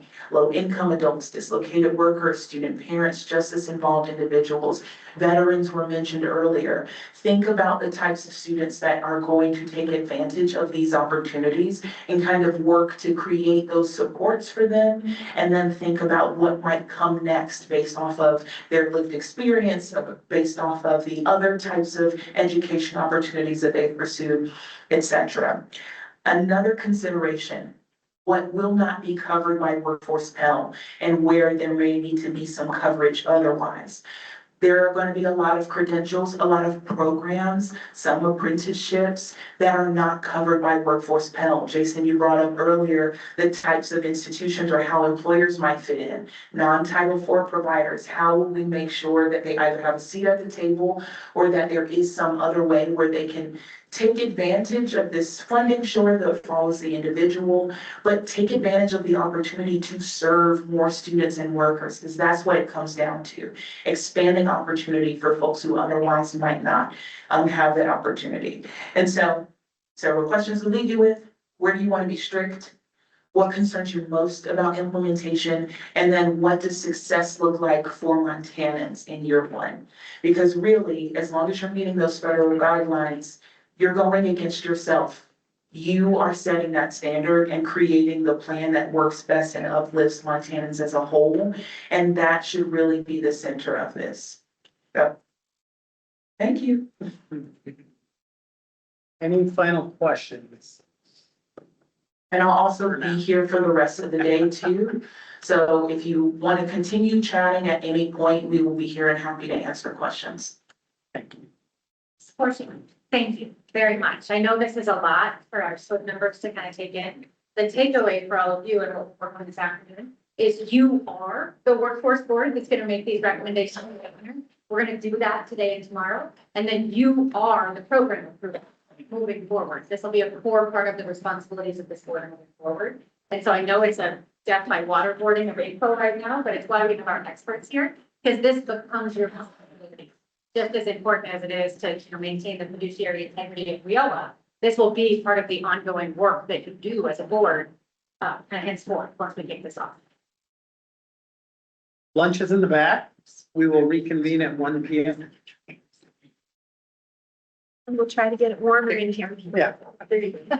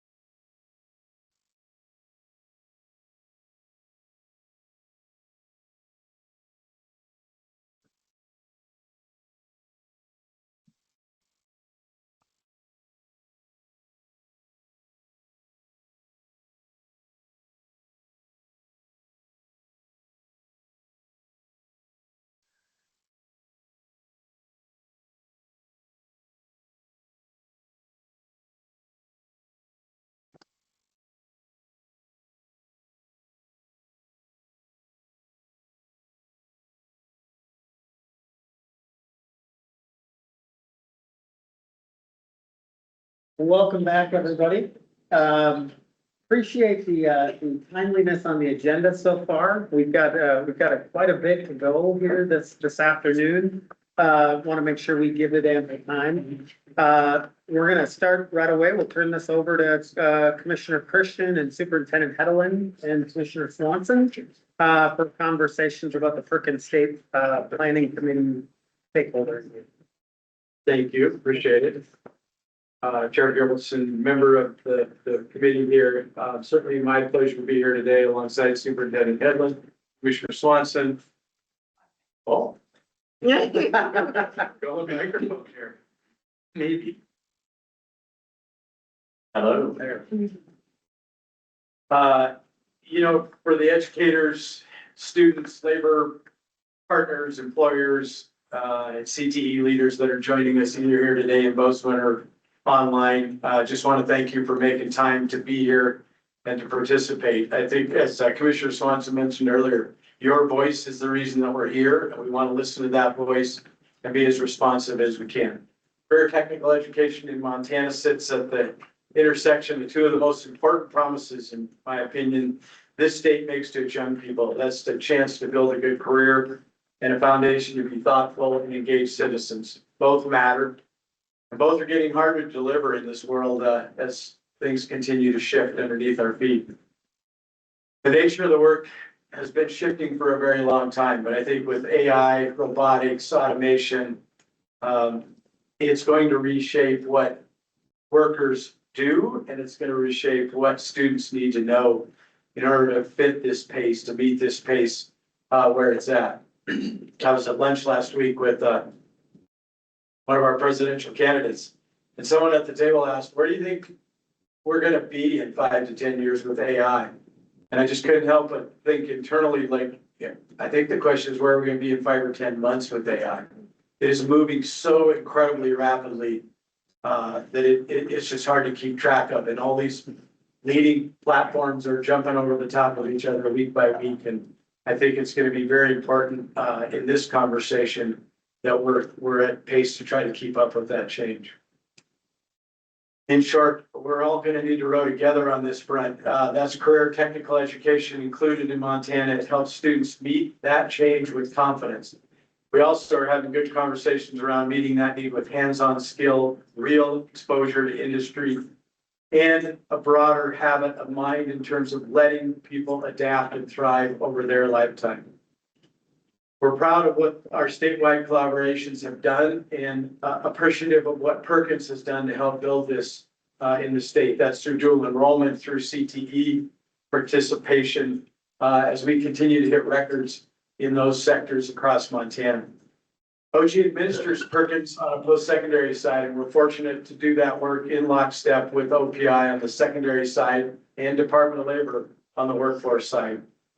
We share Superintendent Hedeland and Commissioner Swanson's commitment to making this system work even better for students, for employers, for the communities that develop a strong Montana workforce.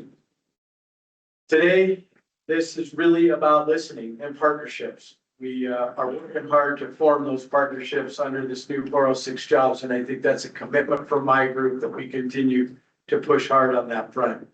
We have good work underway, but we know people in this room and online are the ones that can tell us where Montana CTE is hitting the mark, where we need to sharpen it, and where those next set of opportunities lie for us moving forward. I'm anxious to do this work. I'm anxious to do it together. I can assure you the university system is here to stand as ready partners as we move forward on this work and look forward to that work in the future. Mr. Chair, I can leave my comments there and hand it back to you and we can continue on the process. Thank you, Chair Gullerson, and thank you, Commissioner. I am just honored to be at this table with you and our Commissioner of Labor. It has been great to work together.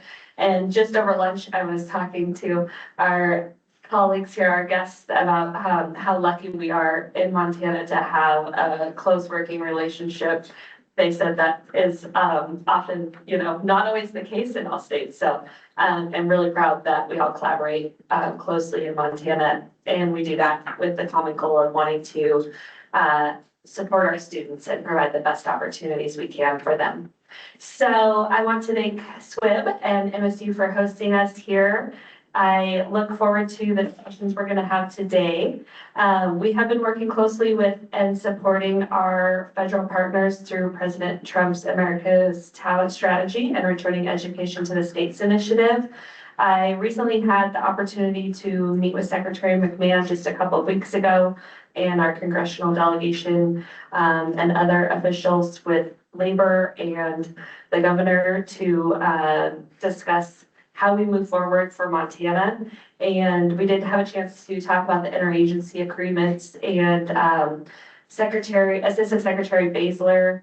I think it's great to have her there in DC now and at the table because she really understands the demographics and dynamics being from North Dakota formerly. So we had great conversations and I did provide a statement of support from our office and as an example for Montana about on how we can all collaborate to do this in our state. So we are excited to work together and collaborate and see how this is going to look in Montana.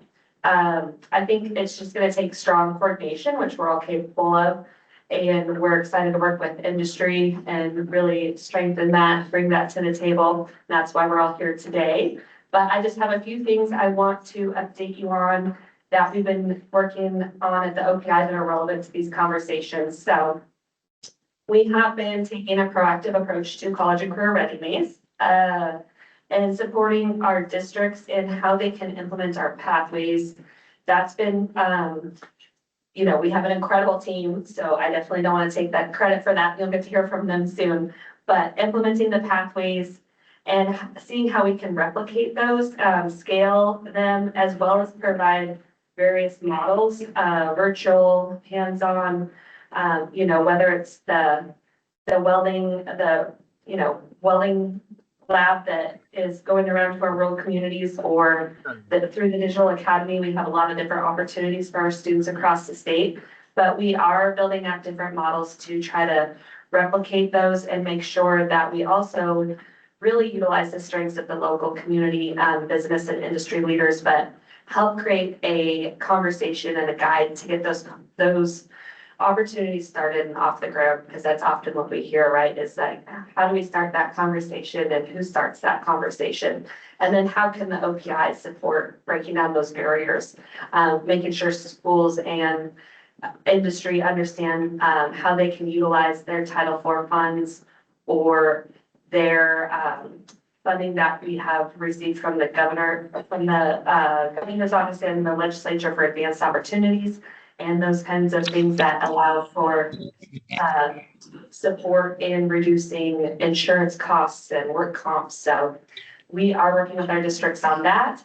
We're working with the Board of Public Education and the Commissioner of Higher Ed's office on removing burdensome licensure requirements for dual credit instructors to be eliminated. And that also goes into the CTE and trades aligned courses. This will expand dual credit access to more students and greatly accelerate the implementation of the Future Ready program established by the 2025 legislature. So that's going to be huge. For those of you that may not be in the weeds in this education licensure realm, I'll just give a quick note on that. So currently, our college professors, our high school students can attain college credit if they take a course, but unless the college professor is also certified in some form of K-12 teaching, they cannot earn a high school credit for that course, which seems really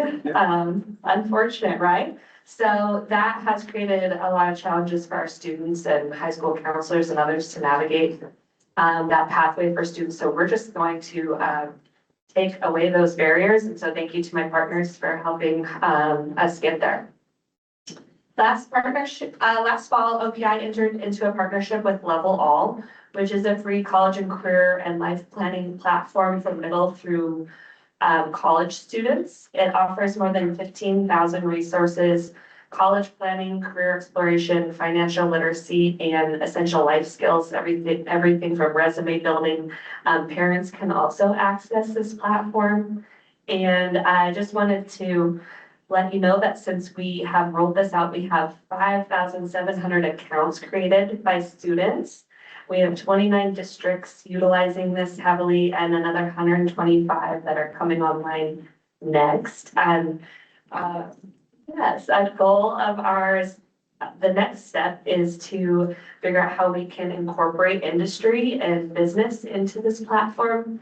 And so I think this will be an important question I will bring back to the SWIB board and see how you guys can help figure out how we can integrate our local industry and businesses and really expand that and make it more Montana focused. So we're really excited about this being utilized though, and I encourage you to take a look at it if you haven't.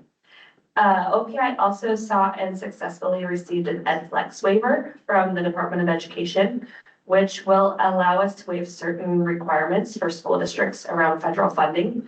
This will give them more flexibility to pool their funds together for major initiatives or goals that they're working on. So for example, if they are really wanting to expand or launch a new CTE pathway, they could pool their funds together from all different federal funding streams to actually make that happen, where they might have just a couple $1,000s in this fund and a couple $1,000 and another not enough to make something robust occur. This will allow the districts to do that kind of work. So we are going to make sure that they know that that will be an opportunity for them. And we are also working on a returning education to the statewide flex waiver, which would allow us to also have potentially more funding to put towards our priorities. And, college and career readiness is definitely one of my top priorities. So we're excited about that potential. And we are working at the OPI on building out our SMART goals around implementing this work and furthering our plans in collaborating with all of you along the way to do so. So thank you for that. And I look forward to further conversation. Thank you, Superintendent Helen. Commissioner Swanson. Yeah, thank you so much to Commissioner Christian and Superintendent Hedlund for joining us. This is a little bit different compared to previous SWIB meetings, so I thought I'd just orient us a minute in the statute that brings us here today. So we talked earlier about how fast our federal administration is moving, right? Things are happening on 30 and 40-day sprints. This is an example of one of those, where the federal government directed us very quickly through their interagency agreement last summer to come together between WIOA and Perkins Planning. And then as recently as January, they finally issued the guidance, what we call TEGLs. You all have that in your pre-work to have read, directing us to almost immediately combine state plans. The resulting work, I can't thank enough the staff behind the machine here. Jackie, Shannon, Crystal, and my team, in order to combine those two actual planning documents, is 325 technical pages of a combined state plan. That is what we're here to do today, is to talk about. So this is a meeting in a meeting. Last session, House Bill 823 mildly reorganized the Perkins Planning Committee. It allowed us to put Tammy Hickey, the director of our state workforce board, on that planning committee, and then somebody from labor, somebody that represents workers and worker trainers across Montana. That person is behind you, Mr. Teal. Michael Jorgensen from the Plumbers and Pipe Fitters Training Program is the current designee on that, joining the 3 designees from OPI and the 3 designees from OG to really think deeply about how do we actually combine the functional details of the Workforce Innovation Opportunity Act plan with the Perkins plan and keep that public process informed by employers and by actual folks doing the hiring on the ground and the actual folks doing the training, whether that's our incredible 2- and 4-year college partners or the private sector partners like Mr. Montea or our organized labor training providers. How do we all have that integrated talent strategy where these very, very complex federal programs work well together? So this section of our agenda is a meeting in a meeting for Superintendent Hedlund and Commissioner Christian to get our input, all of you as board members and the public that's here today, on how did we do a 90-day sprint to combine 2 complex plans. I'm really proud of the folks that did it, but I'm certain there's something we missed or something we could do better next time.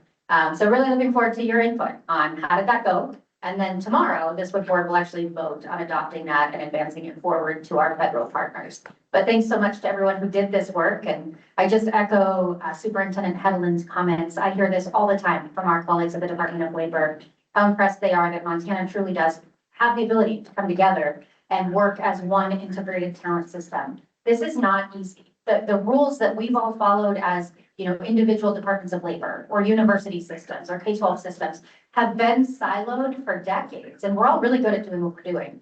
And surprise, the feds have said 30 days at a time, knock it off and combine everything you do into one talent system. It's not easy. And it's made more possible in Montana because of your work on the SWIB, building us this plan, 406 jobs, directing us in this way, and because of the partners around this table. Thank you both so much. It's not easy, but I'm confident we're going to get through this because Montanans are Montanans and we're going to figure it out. So thanks for your help.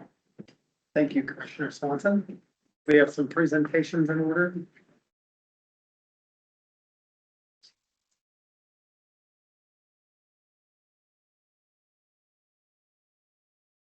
All right, thank you, Mr. Chair, members of the board. Very happy to be here today. My name is Jackie Treaster. I'm the Director of CTE and Dual Enrollment for the Office of the Commissioner of Higher Education. So as Commissioner Christian said, we do administer the Perkins funds on the post-secondary side, have a very strong relationship. Sorry. Have a strong relationship with DLI. They fix our microphone. Yeah, help us out, technical assistance. You can do everything. Sorry. I'm used to Board of Regents, we have to talk about this. And we also have a fantastic relationship with our colleagues over at the Office of Public Instruction, as Superintendent Hedlund also alluded to. So just really happy about the work that we get to do. We do get to partner with so many folks around the state, and then there are so many amazing partnerships that are happening at the community level as well. And so I'll try to talk through a little bit of that so that you can see some of the strength. We do have our Perkins committee members either in the room or joining us online. And so it's important that those folks made it today.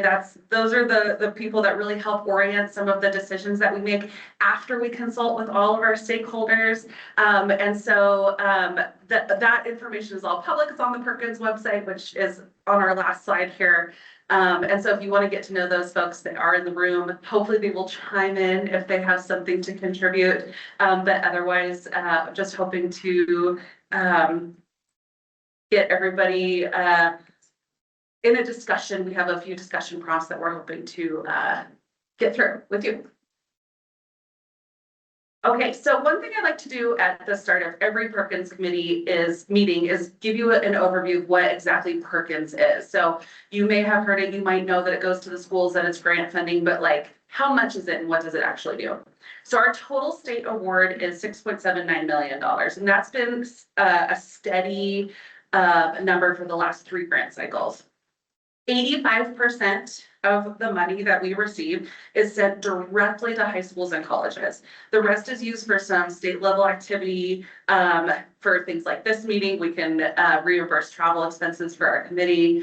Shannon and I are going to DC tomorrow actually to do some national level professional development with the Office of Technical Adult and Career Education at the federal level. There's a lot of things that go into that. One sec, just wait on the slide. That's okay. Okay, so then 65% of that big 85% pot go to secondary schools. So this goes to our high schools, and then we do actually have a small bit that goes to our middle schools for some career exploration activities.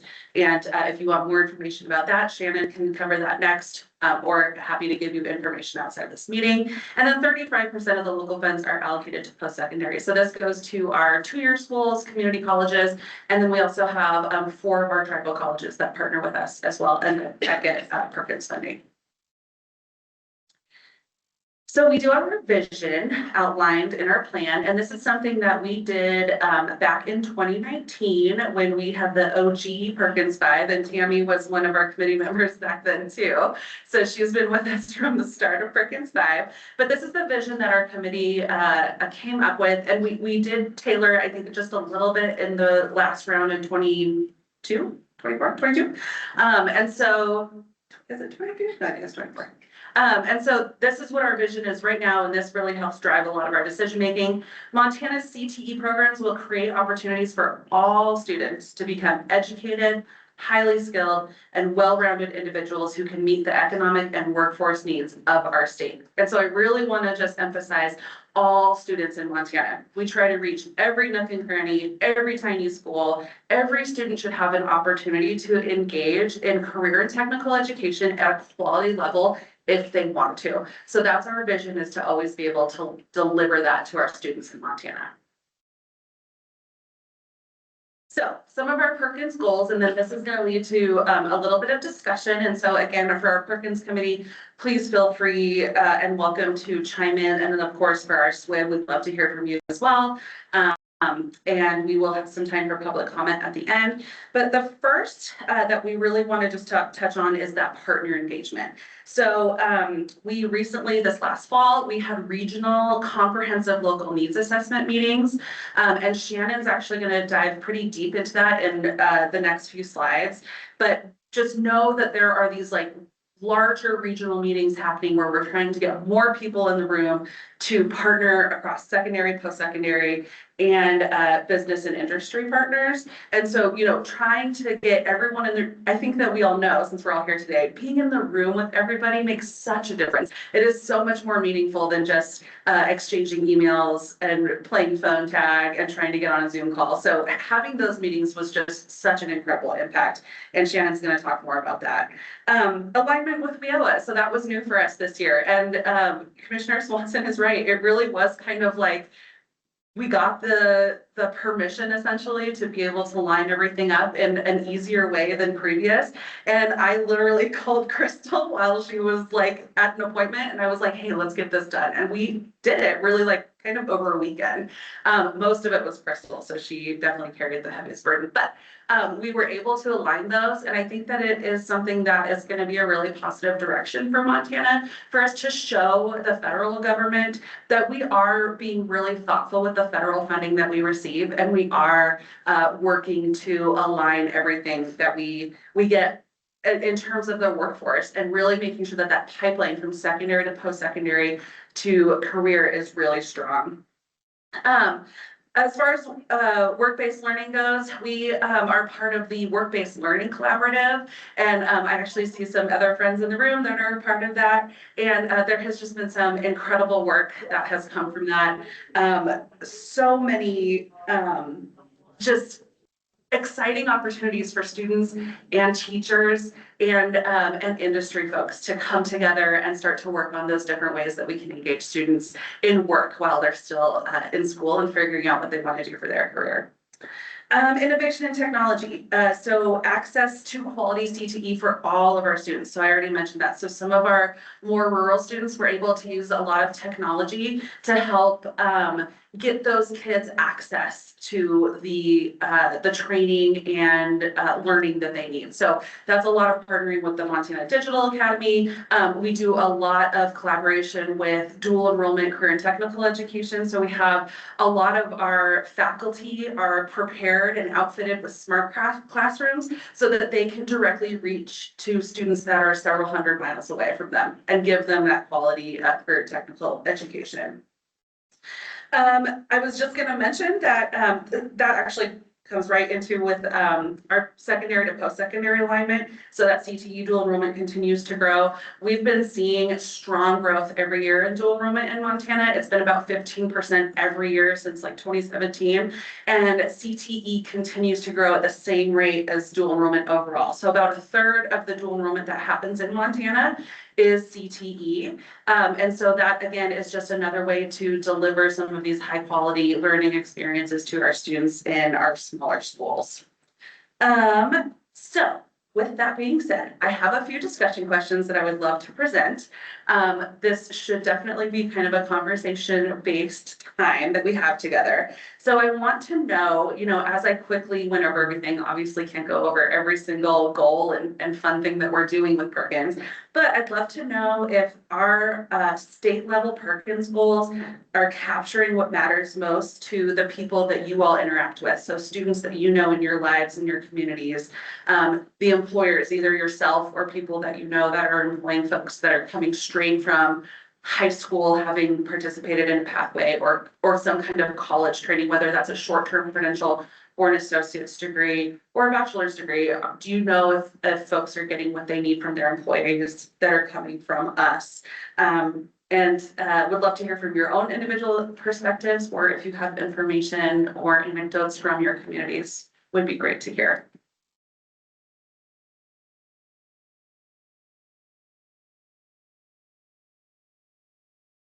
I want to look around the room because I'm not entirely sure who the right person to ask this of is, but I was talking with Mr. Yeager at lunch.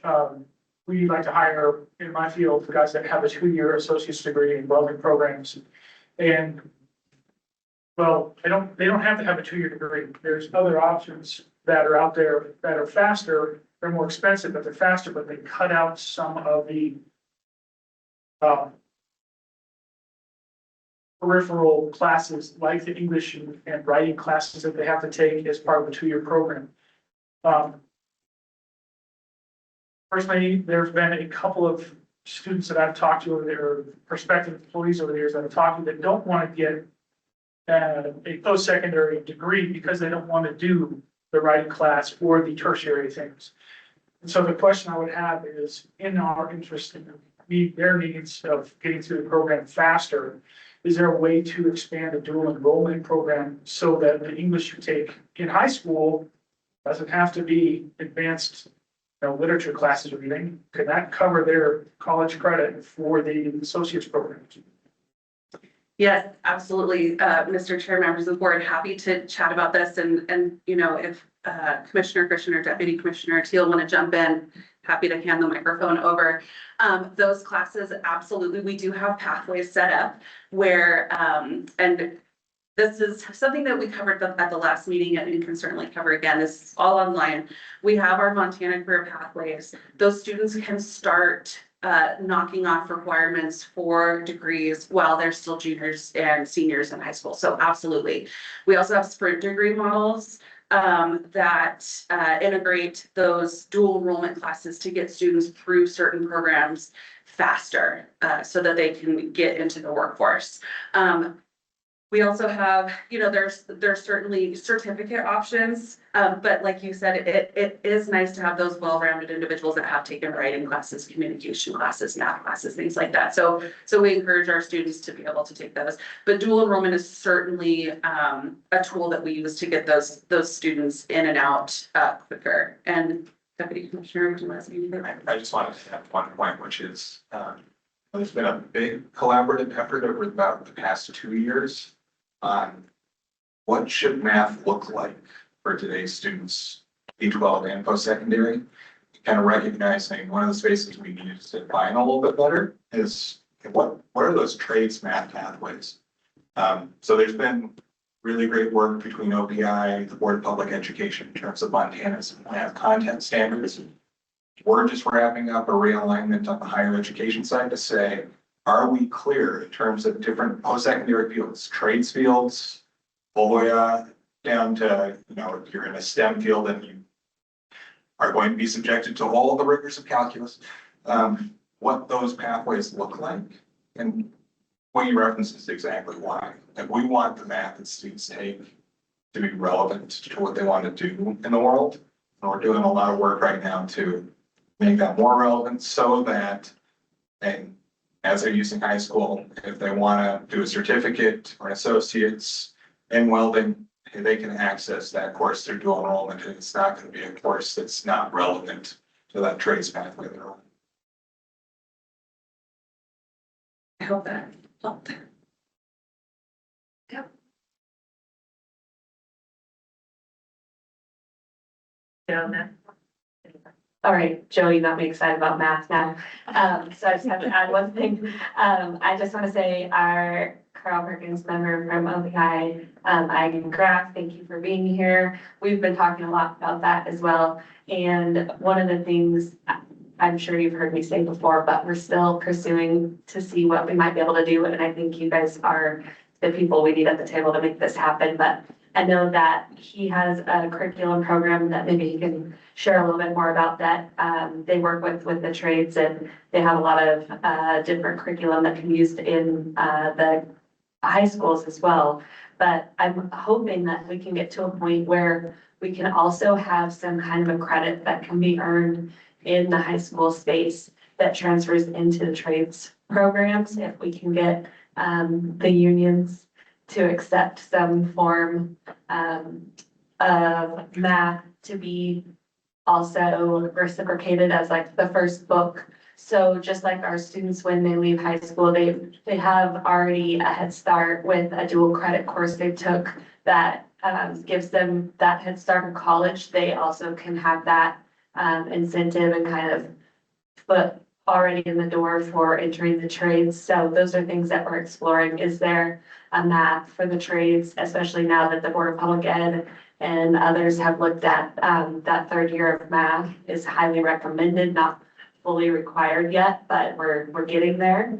But we don't want that to be a barrier for students. We want it to be helpful in making sure they're prepared for their next step. So if there was a math for the trades course that, whether they were going into electrical, plumbing, or welding, it would be a math that would support their next steps and be accepted in those programs is something that we're exploring as well. Thank you. Thank you, Superintendent. I may go back to the English component of this, and really thinking about how we apply English comprehension through technical manuals and technical writing as a critical foundation for the trades. Because so much of what we do in that space is driven by a lot of the technical components, not necessarily the literature component, but the technical application, and thinking about it in that realm to prepare the workforce.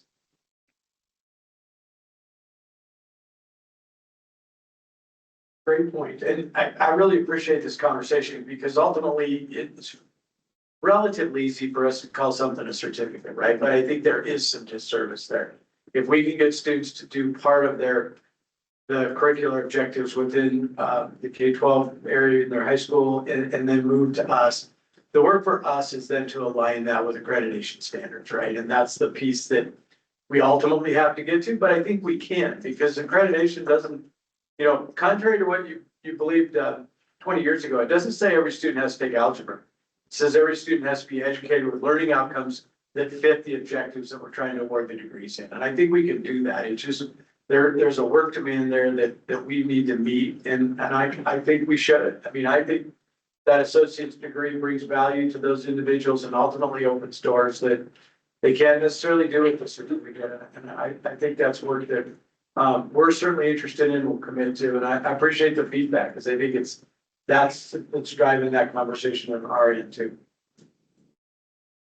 To Adam's point, I don't have very many welders who quote Shakespeare on shop floor. Yeah, one big does.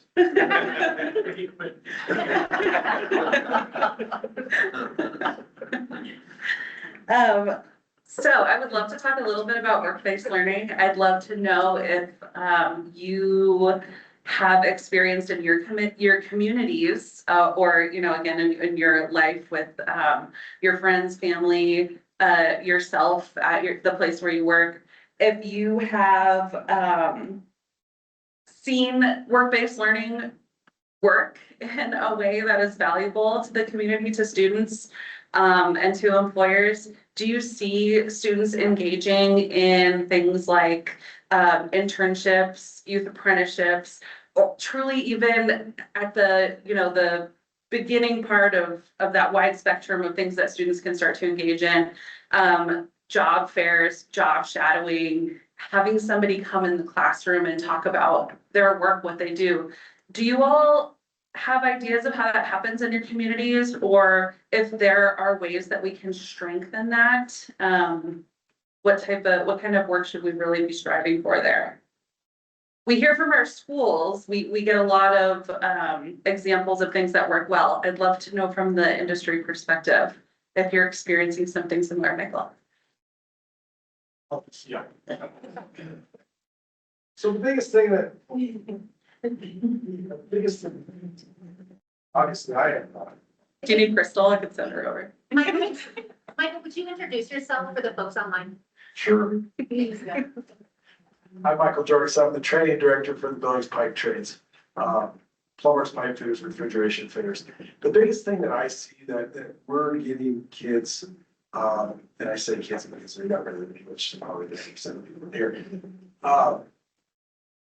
The math, you know, they all say, well, when will I ever use math? And I tell them, ever use math every day. And we're not asking you to do calculus. We're not asking you to do, you know, trigonometry, maybe a little bit of trigonometry. But when you're trying to figure out how to run pipes and get by stuff and make it look good, you have to know how to do offsets, how you have to do this stuff. And I get kids that can't even add, and I'm not trying to put down the system, but they barely got by. And then they can't make it in the trades because obviously if you mismeasure, you're wrong. And they don't make a lot of connections. So my biggest thing is really the basic math. Can you add and subtract fractions versus measures? You know, and so I get a lot of kids that come in and say, well, what do I need to study? Go to Google, type in measurement math, and 9 times out of 10, these kids can't pass if they don't. And you know, and I try to tell them that we're not here to teach you math. If you didn't learn it in 12 years, I don't know how I can teach it to you. I can just teach you how it translates to our trade. You know, how do you figure 45-degree offset? How do you figure 60-degree offset? And it's not hard. It's really not rocket science. But, you know, 6 plus 6 is 13 to them. They're off. And that's where I really struggle. Because these kids, they really do want to work. They're falling behind. Thank you. I do. I think just, yes, I want to hear from more of you. I want to say that this is one of the most beautiful things about Perkins and WEO alignment is that the pillar of this work is that strong academics are integrated with actual hands-on skills, and that teaches these people, students, kids, adults, how to be successful when they do enter the workforce. And so much of that is basic math, critical thinking, problem solving, strong communication, things like that are so important. That is our #1 feedback that we get from employers is that these students don't have these, you know, 21st century skills, soft skills, whatever you want to call them. And so much of that can be learned in the classroom, in a CTE classroom, you know, whether that is their senior year of high school or if they decide to do an associate's degree, so much of that is happening there. Thanks. I'm Ivan Graff. I own Ichi Construction here in Bozeman. I also have the privilege of chairing an organization in Washington DC called the Home Builders Institute. And we are the largest trades contractor, education contractor in America. We have a 52-year running contract with the Department of Labor in Job Corps facilities across the country. We also just acquired through a partnership in Florida that we're taking it nationwide called the Future Builders of America. So we've all heard Future Farmers of America. And in this era of needing to have instant recognition for accomplishments, we're really pushing pre-apprenticeship certificates. And so if we can encourage young folks to enter something that they can have success with, they're more likely to stick with it. And getting them there is the hardest point in making them realize that this is an opportunity to have a successful career in something that they love without necessarily creating a lot of debt at the beginning of their career. It's just getting people excited. And I think David knows with some of his contractors through their things and the opportunity that the state legislature was given with apprenticeship tax credits for sending people to get their credits. It's building, but I always want to encourage everybody to remember this isn't something that can be fixed overnight. The labor shortfall in construction specifically is a generational fix in my mind. And so encouraging everybody that not everybody has to go down the same path, but we all can have a similar outcome is important. And so knowing that when you say that AI is here, it's taking over, well, I can't type in how AI is gonna fix my toilet. You know, I can't have, there are still trades that are needed. And so but they can type in what's the calculations to do this task. And so we need to get people to stay on task if they're interested, and that's just encouraging them, making sure the curriculum's right, so they can have that gratification of accomplishment. We'll take a question from online from Dr. Brad Hall. Good afternoon, everybody. So I just wanted to mention a couple of things just to go with the conversations happening. One of the things is removing barriers, and a lot of that was that we can't use the white picket fence middle class model for internships. Internships have to be paid. We have to reduce barriers like housing. We have to look at the integration of making sure that whatever they're going into is project based. I say that because we can teach them a base level of skills and courses offered. But when it comes down to the nuance of the industry and the things that that company needs, it's really important to keep that in mind, that the project should do two things: support the company's ability to see that student through into employment, which is going to be required with the new rules. And then the other thing is that their experience has to in some way align with programs of study, but it may not be a complete fit. And I look at rural Montana as being really limited in capacity and opportunities to do that. So the last year we've started a paid internship partnership with Pursuit that operates the East Glacier Park Hotel. We've been doing paid internships, I think, for about the last 3 years, and the attrition is pretty high for students that can get experience, get a little bit of a leg up, and not incur expenses, but to actually make a little bit of money.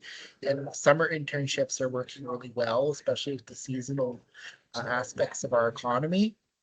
And so through that, we were able to get Pursuit to actually provide the leverage and pay for those paid internships. So we went from a gardening and a hotel management to now 4 this summer, to include gardening management, but also engineering and culinary. So a lot of these opportunities also don't align to current programs that we have. And so I feel like the ability for us to reach out and to partner actually shows us as colleges what we actually need to be focused on. And if we can't build a culinary program, we can at least give that student experience in that area. They can transfer to a meaningful program. The other thing that I've noticed, especially when we get into the industry trades areas, is that we cannot pay our faculty what we pay typical college faculty. The rate of pay is higher based on normally their hourly wage within their industry standard, which is far beyond what we're doing. And we've used our Perkins funding predominantly to pay instructors in these areas, but we're finding that the interest in those in getting people in those roles is actually directly linked to how much they're being compensated to do that. And we try and convince them, well, you're only working 9 months out of the year, and and we try to make those kind of leverage points for them, but it just is not it's not working entirely to how we want it to work, because it generally creates a barrier for them. So what we're doing is leaning in on retired professionals. Well, some of those professionals have let their licenses lapse, and some of them are the only people within our community that actually have those skills and knowledge. So I feel like there should be a component of re-entry for professionals that could contribute meaningfully to some of these programs, but also allowing us to look at an innovative model that will help people come into this work and be compensated what they're worth because of the year's experience and the licenses and the certifications that they hold. Thank you, Dr. Hall. I just wanted to say, I hire students here in the high school, taking welding classes, and also hire them part-time when they're in trade schools. And I just want to reiterate the challenge I always have with students every single time. If you're in post-secondary school, the thing we need as employers is regular availability, right? Make the schedule such that they have time to dedicate to come work for us. They need to come. If you can do your classes Monday, Wednesday, Friday, we can have them Tuesdays, Thursdays, and need that. Right, but we were able to negotiate that for a while in Missoula, but it's drifted back. It's basically when they can get educators or when they schedule it. I've got a kid that's a great kid right now. He's gonna work for us when he graduates, but I've only been able to get him for 12 hours a week this last semester because of his schedule. So if you can line with us and give them bigger blocks of time to come work, I'll happily hire them.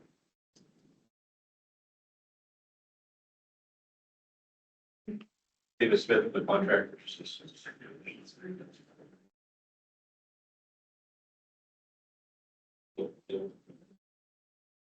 Let's not shut them off. It'll speed us up.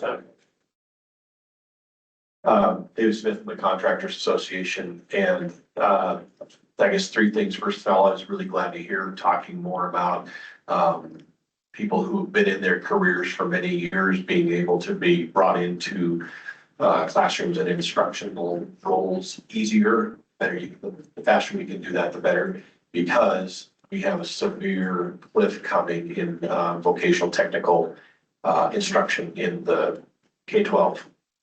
And you start looking at some of the rural schools that got nobody to come in and teach shop, or they teach shop, but they also teach super trades and three other things too. So more ideas and things towards that end are going to be very much appreciated. Second thing I want to mention is that we've got there was a law that changed, Representative Anderson brought it a couple of years ago to allow 16-year-olds onto job sites. And that's a challenge that we've had in the past, is that they can come on and they can do some observing, but construction is dangerous. And so we need to, we as employers need to be much better at maintaining safe environments for young people to go on. But for the most part, we go through our Build Montana program, the kids can't get hired until they're 18 anyways. So most of the time they fit into that. That's pretty good. The last thing I'll mention is that the smart employers get it, and they're actually creating positions in their operations to be apprenticeship leads, mentors, and fully funding the positions like what we're seeing over at Williams there. And it's the smart ones get it, the smart schools get that, and that more innovation is what's going to be leading the cause. But it's hard with this rural divide that we have. So yeah. There was one more comment and then we'll transition to the next topic if you're okay with that. All right, I'll cut right then. You go ahead. We will take a little more time here. Okay. We'll give you some more time Okay. too. So what we call things really matters. When we have a high school kid, I still have one left, and they take a class. A class is something you get through, you're done, you get a grade, but you don't know how it connects to the real world. Switching that from a class to a skill means the student knows that it's something they need for their career. They can see that they have to have this for welding and why they have to have the math to do that. So how we articulate that to our students really matters. Part of it is creating the awareness that this is important for their job or their career. And just last week, we helped organize a career fair for middle school and high school kids at the fairgrounds. This was through Gallatin College 360. It came out of a board meeting for our association about 3 years ago. It said, we do this in colleges. Why can't we do this for our young people? So I think, was it last Wednesday or Thursday, something like 18, 20 companies showed up, had booths, interacting with hundreds of young kids, trying to create that awareness. But coming back to the question of math, I've taught at Gallatin College. I remember sitting down and giving an assignment only to see that the kids couldn't do basic trig in their second year and having us take a step back. But they didn't understand why they needed to know that math. So painting that picture, and this is a challenge, not just for our education system, it's our industry partners that need to get in there and invest and talk to the young people early and share the stories and tell them why. So let's find ways to do that statewide. Just a couple of pieces of feedback. Building a program that's sustainable at the local level becomes really important. And in industries, sometimes it's hard to do that with just one or two employers. And so as we think about respecting the sovereignty, I think that's probably the right word, of the school board and the education system, but also how do we make it a best practice across the state so that industry and partners can effectively leverage that strength of a state trade association or a partnership group so that we've got enough viability at the local level to build a program that can be sustained. Us getting really excited about 4 interns in a town like Bozeman doesn't really build a program. But if there's 6 or 7 of us that can do 20, now we're starting to talk about something that we can be meaningfully diving into. And then I think, one of the things the governor, I think, said well is, if industry's there, if they've donated money or time. And really looking to that as an indicator of what the seriousness is from industry, to bring to the table the resources that they need to make that program a reality. Because we can't expect the education system in a world that is changing and obsoleting itself in 3 to 5 year increments to invest in the kind of mechanical or equipment needs that are not going to be there. Or valid any longer. And so industry needs to bring those in real time to the game, if you will. And that's a place I think we can win effectively if we put those resources in place. The one piece I want to end with, the comment was made right at the beginning about the industry collaboration and the partnership and the feedback sessions. Be a great place for SWIB to take a leading role in going forward in that process. You've got intentionally, this group is industries across the state, priority industries that are partnered with the education system. So how do we think about that as we move forward to capture that industry feedback? I think the one thing we should look at is kids are scared of the math class. Let's call it business math. Instead of algebra and stuff, we have them in class that's called business math. Teaches them what they need. Let's have business communication or career communication rather than English. Because you grew up all through school hating those classes. Let's get the term out of there and stuff and get it to where something they can see they need. We'll say we do have a few of those, and a lot of our schools are trying to utilize some of that a little bit more. I think if we're ready, we'll move on to our topic 2. Oh, One more. Yeah. We're still like 6 minutes ahead, so. Hi, everyone. Amanda Flurkle. I'm here representing the Montana AFL-CIO, which is a federation of unions that represent workers across the state, many of whom are employed in the industries that I think we're talking about today. And I just wanted kind of piggybacking off of some of the other comments. I think the prompt specifically was about work-based learning. It is National Apprenticeship Week, as I know folks have been talking about today. And I think from our perspective, when you think about the joint apprenticeship training programs that exist around Montana, this really is the work-based learning that I think that prompt could contemplate. I know we've talked a little bit about, how do we make these educational components applicable? You do that when you're on the job site, and while you're earning a salary, you're actually learning on the job. So my question would be, how does the Perkins plan contemplate partnerships like joint apprenticeship programs or multi-apprenticeship, multi-employer apprenticeship programs specifically, especially given that many of those apprenticeship programs are actually accredited. So I'd be curious how that's incorporated into the current iteration of the plan. if Jackie wants to take that or not, but,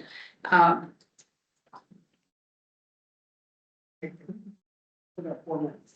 4 minutes. I really want to get to this local needs assessment though, because it is exciting work. And I'm so sorry, I'm also multitasking on the next presentation. So is this how we're partnering with apprenticeship programs? And Well, I think a lot of that work is happening at we call it LEA level, the local eligible agency level. And so those are the colleges and the high schools that receive Perkins and how they partner with those folks in their communities. So, you know, off the top of my head at MSU Northern, they have really strong relationships with electrical apprenticeships and plumbing apprenticeships, for example. And that's really, you know, those advisory committees and that LEA level work is really where the rubber meets the road, where I think that those partnerships are super important. You know, you and I, we had a really great conversation, happy to always talk at the state level. And then whenever you have somebody who is at that community level, or if I have somebody who is like looking for that type of industry partner, that's really where the magic happens, is when that school can partner with somebody in their community and get those students set up on an apprenticeship track early. And I know that work happens. I just, you know, aside from MSU Northern, I'm having a hard time calling up any specifics. I know that those do happen. And so to bring those to scale, I think, you know, just more communication, more letting everybody know what opportunities are, how these can fit together, and how we can kind of guide students through those processes by, you know, aligning our programs best we can. If I may, Mr. Chairman, I'd like to ask a follow-up on that, because I think I heard something a little bit different from Amanda that I too am curious about. I know we've got incredible employer sponsors in apprenticeship that are working at that LEA level. Because it's National Apprenticeship Week, I know that we have 814 of them on the ground in Montana that are amazing. But I think the question was more about like these multi-employer training programs, like what Mr. Montea has at Williams Plumbing, or specifically the Joint Apprenticeship Training Centers. They are accredited apprenticeship providers, which is a little different than our direct employer partners, but they're not on campus like at the MSU Northern example.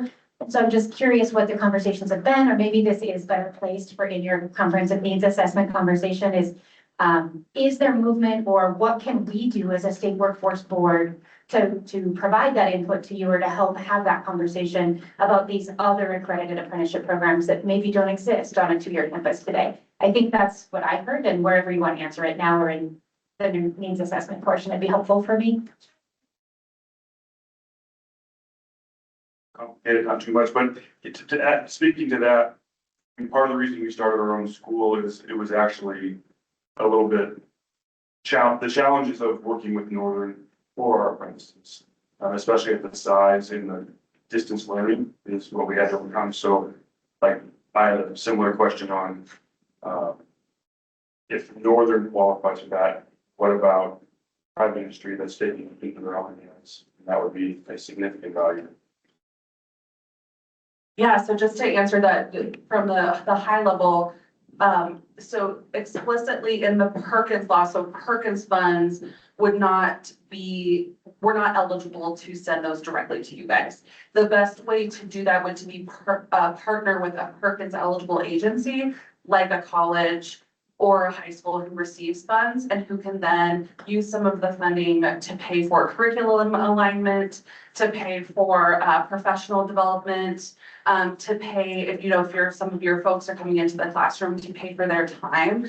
That's most like with Perkins funds specifically. And again, there's a lot more flexibility with other sources of funding. Perkins funds specifically have to go to specific entities listed in the law, and I actually have it right in front of me. It is section 132, part 20, and then paragraphs A through F. So if you want to look that up, you can. But for me, I think that the easiest path to get there is to actually try to partner with some kind of school who has the ability to use that funding to partner with those folks and get them in the classroom or get students to you.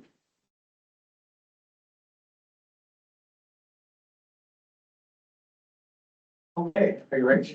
I am. I just want to, we're good to go. We're over our allotted time and I don't want to take in. Okay, perfect. So happy to talk a little bit about our second topic, which is that of our comprehensive local needs assessment.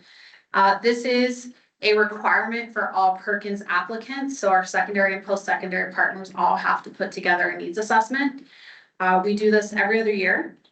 There is a very specific outline of stakeholders that need to be engaged with each of those local entities to make sure that they are doing a lot of truly comprehensive local outreach within their communities. So our advisory committees play a very key role in these CLNAs. And this is an opportunity where all of you can really get involved at a local level or share that information out with your stakeholders that we would encourage them to get involved with their local advisory committee for a high school district or a post-secondary college that participates in Perkins. So with our CLNAs this year, we decided that we were ready to try regional approach. So we actually convened 5 regional partnership meetings this fall with our post-secondary partners and our secondary schools. So we had 15 colleges and 136 high school districts that were represented at these 5 regional meetings held in Great Falls, Butte, Pablo, Billings, and Glendive, as well as 1 virtual session for some schools that were unable to attend those in-person venues. We were fortunate that a few of these also met up at the same time with some of the 406 jobs rollout that happened in the fall. So we were able to catch a few of the same people in both groups. But at these regional meetings, we really used this year as a technical assistance opportunity to talk to and get both our secondary and post-secondary partners at the table going through what the needs assessments are for their area. This really resulted in a lot of great, robust conversation, opportunities for discussion about how to move forward with obstacles or opportunities that were outlined, and something that we want to build upon. So even our districts have reached out afterwards and asked if these fall meetings could be something that we do on an annual basis, not just a needs assessment year. So it is something we're looking at for this coming fall. But building upon that, we're hoping that as we do this again in 2 years, that this is an opportunity where we could bring forward some of the groups here from SWIB and other entities to be part of those conversations so that you can hear directly from the districts and the colleges, and they can hear directly from you at some of those conversations. I think it's a great opportunity. So with that, I do have 2 questions for you. And the first is, how can we intentionally include more voices in this process for the needs assessment?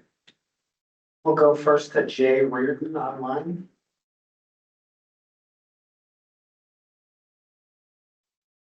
Yes, thank you, Mr. Chairman. My name is Jay Reardon. I'm representing the Montana State Building and Construction Trades Council, and I wanted to make comment on the previous segment, but I think I can fit it in here. And just a couple of points I want to make for people's understanding as we go forward with this combined plan is that a real explanation of what union joint apprenticeship training committees are and how their makeup. It was mentioned that independent, for example, an independent apprenticeship sponsor would go to Northern Montana College to get related instruction to provide for their apprentices. My best description or simplest example of what a joint apprenticeship training committee is the committee that provides the related instruction for signatory contractors to that different union.